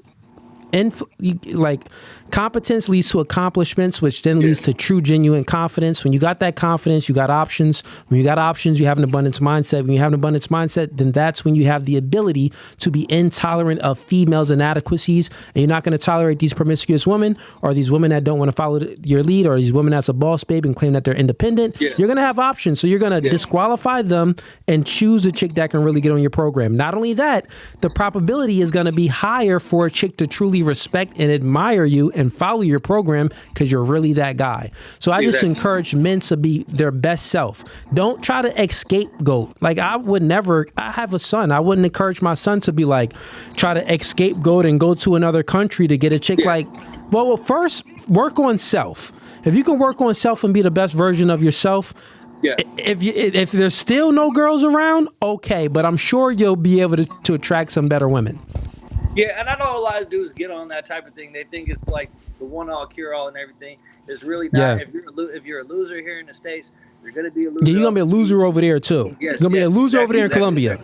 Them chicks over there in Colombia, they may give it up for some change, but they still not going to respect you because any woman, if you're getting with any woman and she's only with you because you got some bread and she's in a vulnerable place, that ain't going to last. You're being used. It ain't any genuine love. But listen, man, good. I'm gonna go ahead and wrap it up, man. Good conversation. No filter. Are you a supporter of the podcast? Are you subscribed? Bro, I'm the Tiger in the Jungle guy. Oh, hey, man, my man out here. I appreciate the support, brother. Well, listen, man, we got a Halloween show tomorrow. Tune in, and next live stream, the conversations like this is gonna be Sunday. I'm doing one. Hey, I'm gonna bring this shit up. Bring it up, man. But yo, appreciate the support, man. Have a blessed one. All right, you take it easy. All right, chat. We're going to go ahead and wrap this up. Let's see. All right. Any more all right. No more super chats. So we good. All right. All right. So next stream, like I stated, with no filter, it's going to be tomorrow. We're doing a Halloween episode for Halloween. We're actually going to do one on Halloween. We did one last week. So go ahead and watch that episode if you haven't. Then we're doing a stream on Sunday, which is going to be a stream like this, open debate. We really didn't have any debates today. It was kind of just chill stream, reacted to some content, had some people on, talked about all types of crazy stuff.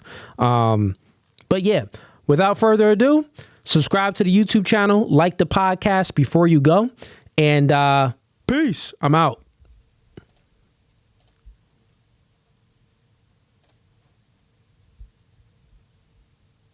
All right, I'm out now. I was trying to play the intro. Gotcha. I'm out now. Peace.